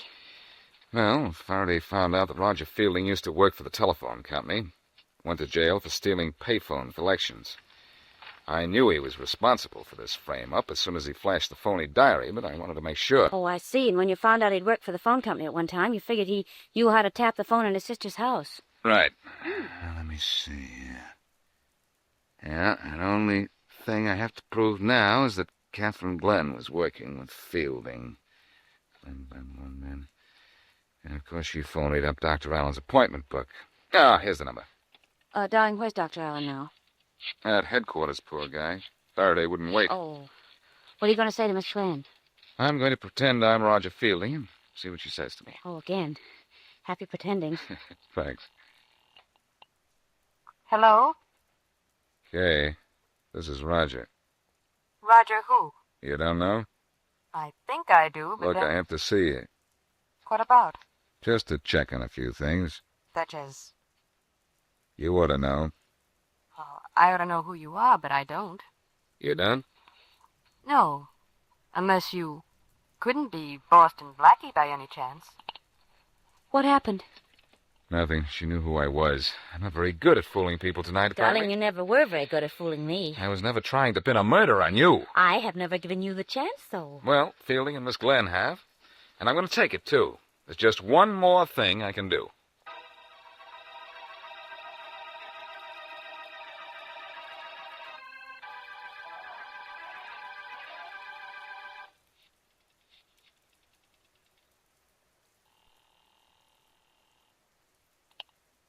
Hello. Roger, Yeah? this is Kay Glenn. What's the idea of calling me? Look, I'm scared. About what? I don't want to tell you over the phone. I better wait till I see you. What's the matter? I'll tell you later. All right. Can you come right away? Yes. Well, hurry before it's too late.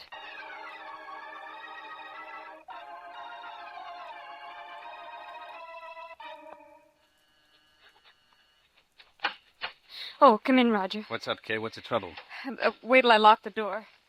And a jumpy, kid. What's the matter? Nothing. I just want to talk to you. What about? About how things are going. You know the answer to that yourself. Great. But I'm upset. Why? Because of Frances. Why be upset about her? Because... Roger, why didn't you tell me you were going to kill her? That's what I'm really upset about. That? Well, I didn't see any point in telling you about that. Or Francis either, of course. In fact, it was sort of a spur-of-the-moment thing. I double-crossed Frances, who never even dreamed she'd be murdered when she first came along with that plan. I thought it would make a better frame against the doctor. A better one? What was wrong with your first idea? Nothing. I suppose we could have shaken him down for plenty with Francis's diary and the appointment book you fixed up. Then why did you have to kill Francis? 2 reasons. It put the doc in a worse spot, and we only have to split 2 ways instead of 3, so I killed it. Well, I want nothing to do with murder. I'm going to the police. Oh, no, you're not. I killed Francis to make the frame against the doc a good one, and I could kill you and make it perfect. You go to the police, will you? No, you won't. You won't.